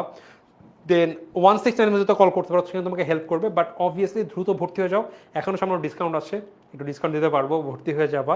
169 মধ্যে কল করে সবচেয়ে বেশি ডিসকাউন্ট পাবা, আমাকে কল করতে পারো, নক করতে পারো, আমি তোমাদের সাহায্য করতে পারবো। সো যেটাই হোক না কেন দ্রুত ভর্তি হয়ে যাও। তোমরা চাইলে শুধু অ্যাকাউন্টিংয়ে হতে পারো, ফাইন্যান্সে হতে পারো, দুইটা মিলে আমাদের কিন্তু কম্বাইন কোর্সে হতে পারো। অ্যান্ড দ্যাটস ইট, আজকে ক্লাসটা এখানে শেষ করছি। কেমন লাগলো এটা আমি কমেন্টে জানিয়ে দাও। আশা করি এই ক্লাসের বেসিকটা কভার হয়েছে, অ্যান্ড এখান থেকে প্রশ্ন আসলে তোমরা করতে পারবা। আর আগামী পরশু দিন তোমাদের সাথে আমার আরও একটা ক্লাস আছে, কেন্দ্রীয় ব্যাংক নিয়ে কেন্দ্রীয় ব্যাংকও কিন্তু মোস্টলি কেন্দ্রীয় ব্যাংক ইয়াস একই সময় মেইন পেজ 8টার সময় আসবে, তোমরা চলে এসো সবাই। অ্যান্ড কেন্দ্রীয় ব্যাংক থেকেও কিন্তু মোটামুটি একটা বা দুইটা সৃজনশীল ফর শিওর পাবে, এবং আমরা টপিক পড়াবো মোটামুটি, সেখান থেকেও তোমরা একটা শিওর শর্ট সৃজনশীল কমন পাবো। সো এরই সাথে আছে ক্লাসটা শেষ করছি। অসংখ্য ধন্যবাদ। ক্লাসটা কেমন লাগলো আমাদের এইচএসসি 27 স্টার স্টুডেন্ট গ্রুপটা আছে, সেখানে জানিয়ে দাও ক্লাসটা তোমাদের ভালো লেগেছে কি লাগে নাই, কেমন কি হচ্ছে একটু জানিয়ে দাও ওদেরকে সবাইকে, অ্যান্ড জানিয়ে দাও কি অবস্থা কি। সো ইয়াস, দেখা হচ্ছে আগামী প্রশ্নের ক্লাসে। সবাইকে আসসালামু আলাইকুম।